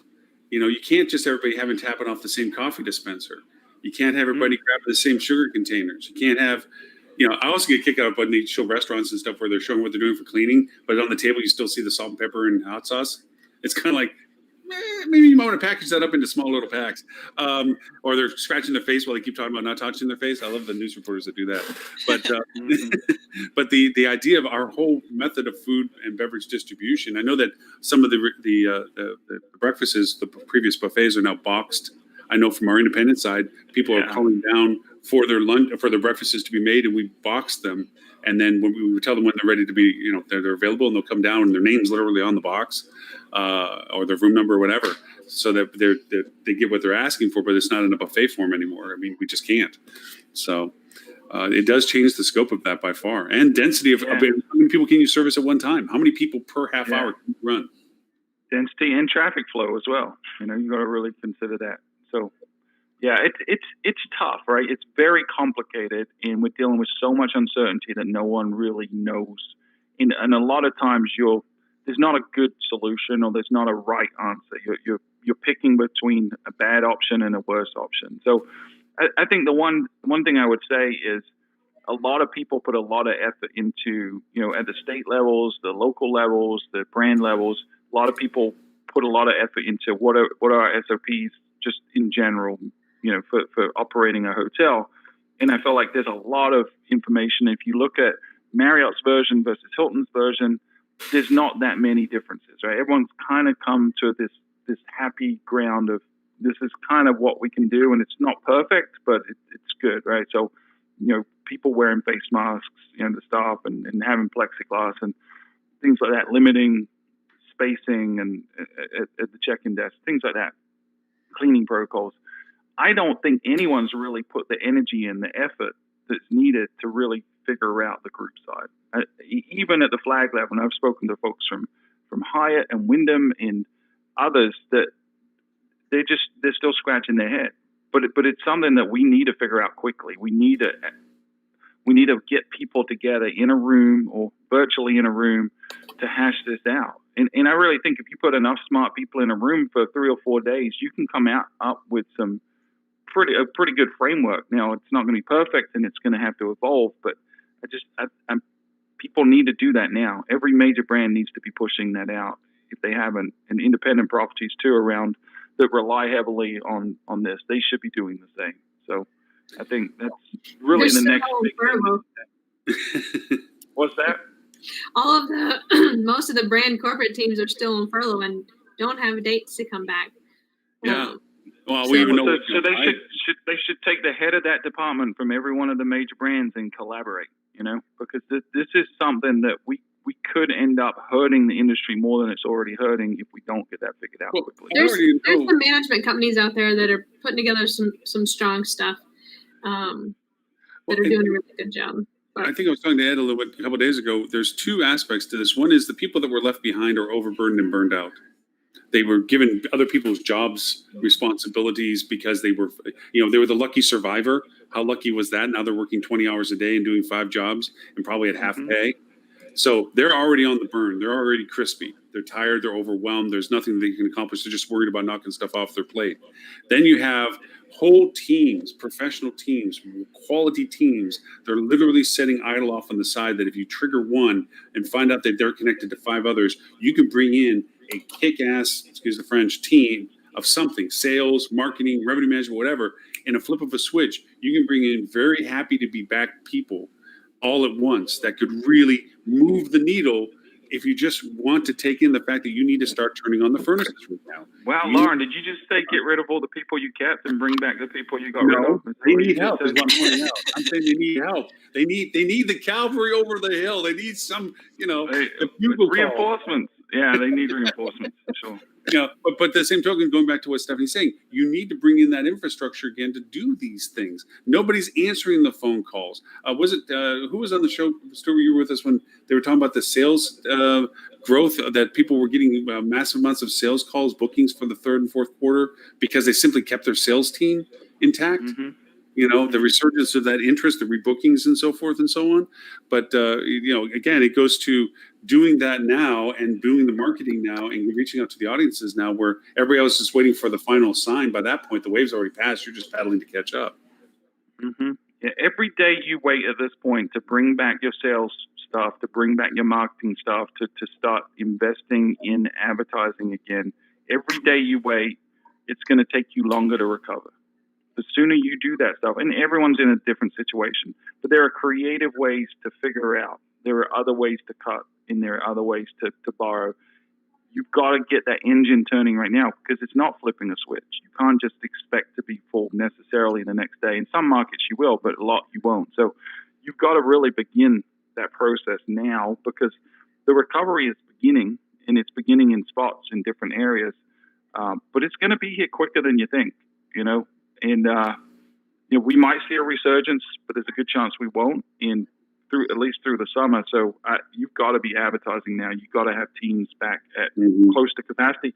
And the reason you need to do that is because a lot of your competition won't. And if you want to steal market share, this is the time to steal market share. You could toil for years and years to gain 1% market share, whereas you could do the same thing in a month right now because your competition isn't active. And you Absolutely. Can be active. Totally the truth for that. Now, there's a little bit of dialogue going on with Tamara and Ariel about the food aspect of it. It's funny that, what's old is new again. I don't know if people remember back in the day, there used to be a cafeteria place called Morrison's. And that was, the service was buffet where you're looking at the food, but they're plating it for you and giving it to you for you to continue forward with. And they would actually bring it out to you and so forth and so on. It was kind of an old Southern, I think it was more in the South. Cafeteria style. I was just going to say it sounds like a school cafeteria. Cafeteria style. It's really what it was. It was cafeteria style. Look at the Golden Corrals and all these. I mean, there's some businesses that are not going to come back in any form they are right now, like Sweet Tomatoes and so forth. They closed 97 restaurants permanently. they're out of business until they figure out how to retool this. How do we do proper food service where people feel safe in the food that they're getting from us? Because that's really what it's boiling down to. You know, they're talking about buffet attendants and yeah, handing coffee out, all these different things. You know, we are actually kind of in some ways bring back some hospitality to it. I think also room service is a whole new relook. I mean, real room service, not where they're wheeling the cart in, but room service where the food is brought to you and let you know that it's outside your door, and then you can bring it in for yourself after that point. But rather than having them all come down to a congregated area where people, you amp up room service as being a viable service tool in the hotel. You know, that everybody can get breakfast. Literally, you can deliver breakfast to everybody, but you got to be staffed to be able to do that and have the safety protocols in place to make sure people feel comfortable with what they're getting delivered. So, and it was getting dropped by a lot of full service hotels and brands as a. I mean, it was getting dropped fast, so we'll see what happens with that. Mm-hmm. And even if you don't have it to scale internally, you can reach out to the local restaurants again and see if there's a collaboration capability. Have them bring the food in for the service profiles that you want, the meal periods that you want. And even if you don't have the scalability internally to do it in your own, even bring them in for your buffet service, banquet services, not buffet, but banquet services, where you can bring in food types that are all packaged. Literally, it's like delivery. Here's everything on the back table for everybody to grab their own meal program from. So there's a solution. Yeah, those local collaborations, I think, have been really successful for a lot of folks. Walter's asking maybe about automats come back. Yeah. Hey, who knows? Maybe automats will come back. For those who don't know, it's the little doors that open up and the food's behind it. So just to open up a quick can of worms that we'll probably have to get into on our next show, I'll be curious to know how travel might be affected by the idea that more people will be homeschooling this fall after the CDC released their restrictions on schools and what has to be done for schools to open in the fall, including installing plexiglass between all the desks. Children are not allowed to sit at lunch together, et cetera, et cetera. They were only suggested. They weren't. True, but there is a lot of social media backlash right now about people who are making plans to start homeschooling in the fall because that is the last thing I'm planning to do right now. Why is that? Well, okay. Honestly, I'm right now currently running campaigns called Recover Your Summer Vacation, which are targeted for September, October, because I'm banking on the fact that with mom and dad still being able to work at home and little junior being able to take school at home, even partially, they're going to go to hotels and go have a half vacation somewhere where in the morning time they take care of the school stuff and the work stuff, and then they're out to the pool or they're going to do something. I think that because they get deprived of their summer vacation potentially, and also to their spring break, I think there's going to be a whole lot of let's get the family out of the house before we go crazy, which we already are. And go off and do stuff. And it's a lot of traffic. I mean, it's hard to say bookings because everything's so loose. I can't enforce any bookings with pre-purchase or anything right now. I mean, no matter what price model I put together, and it's not a low price, it's just everything has to be cancelable anyway because nobody's going to take, non-refundable. So, but it's getting a lot of traffic, and it's so.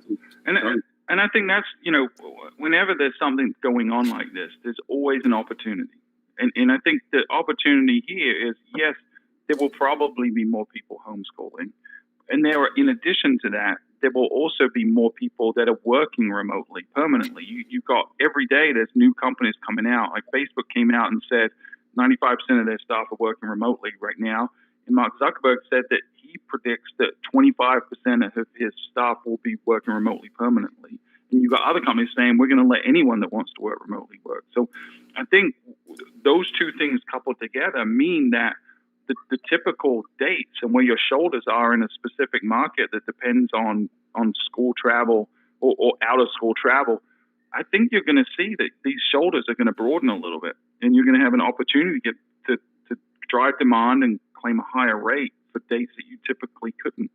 Yeah. So this is another reason why you can't rely on your old marketing playbooks and your old rate management and optimization playbooks. This is the new era that we're heading into is so unknown, and what worked yesterday is not going to work tomorrow. And there's a lot of opportunity to be had in that, in terms of trying to gain market share and trying to gain profitability in areas that and times that you couldn't traditionally. So you got to be paying attention because it's going to be changing.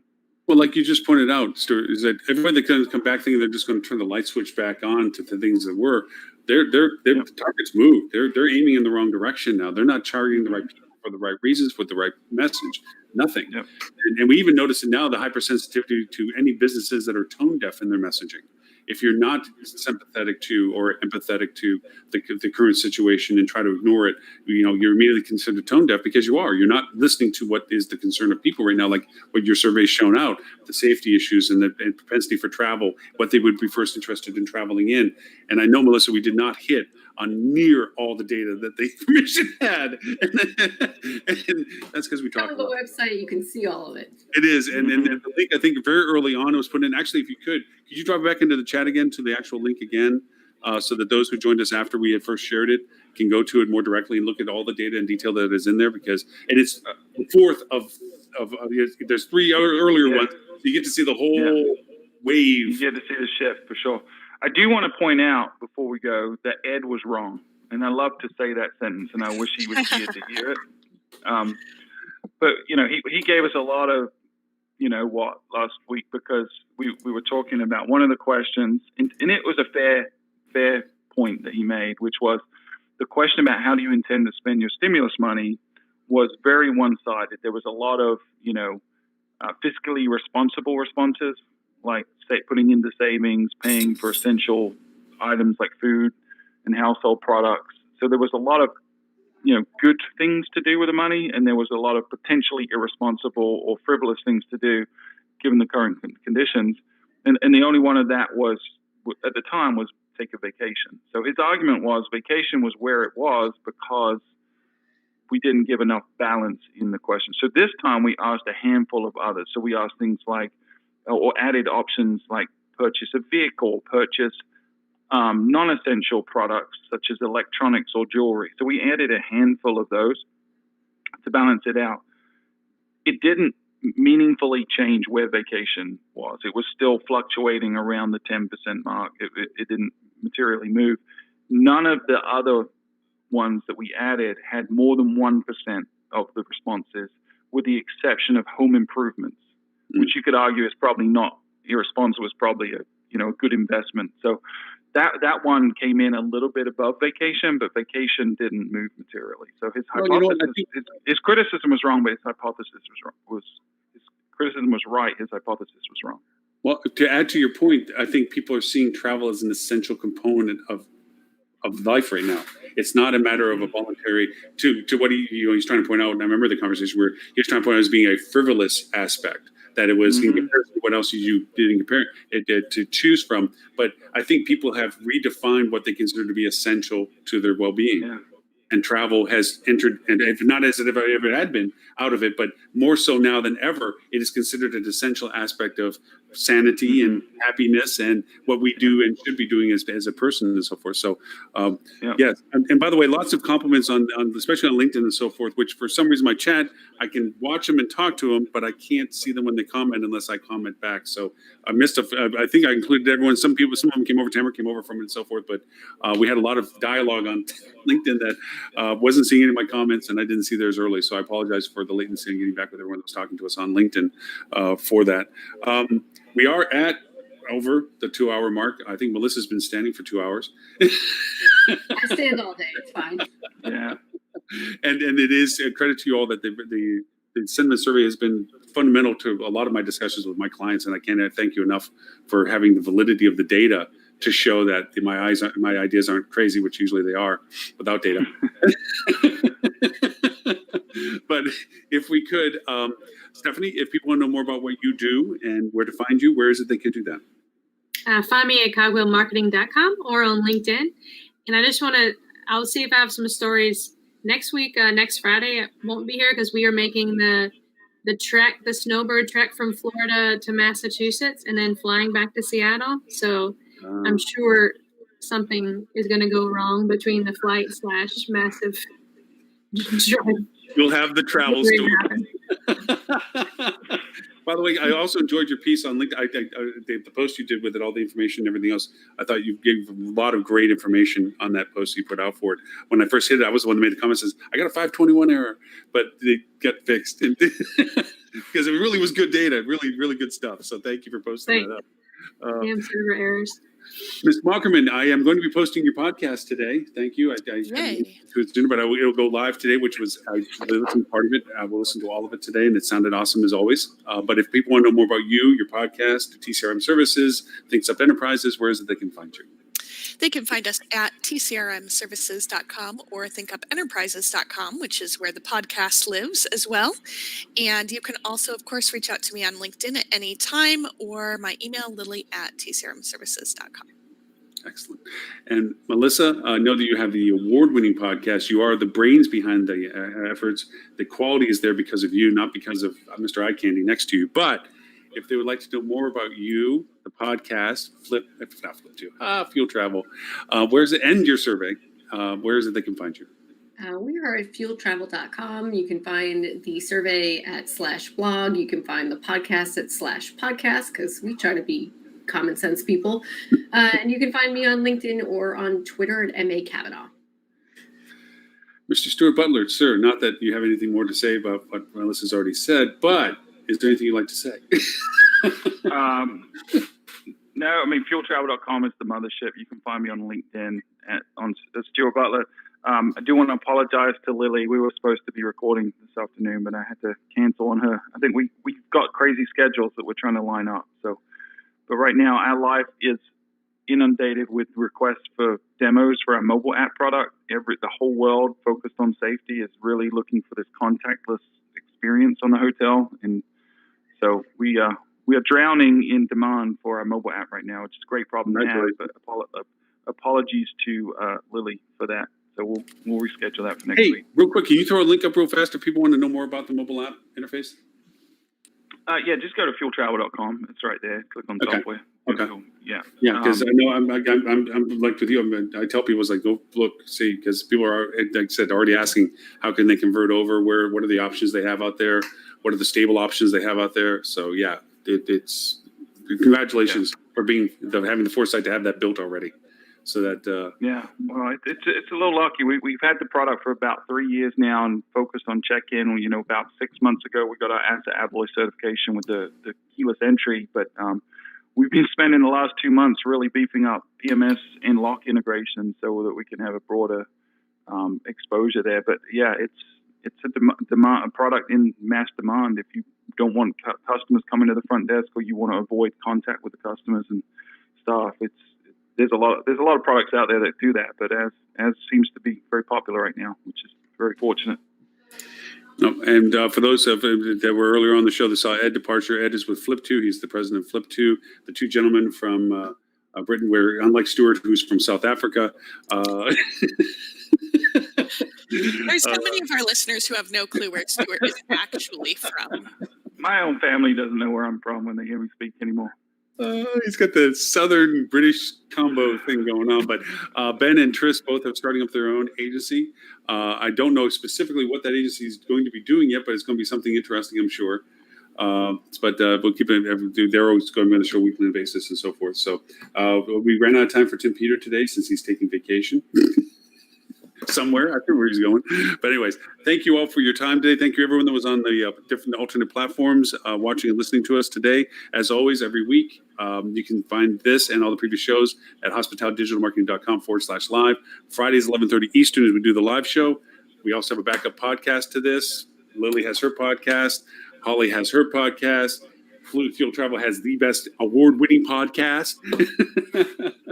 But thank everyone for your time today, and we look forward to seeing everyone next week at 11:30. Bye, everyone. Thanks, everybody. Yeah.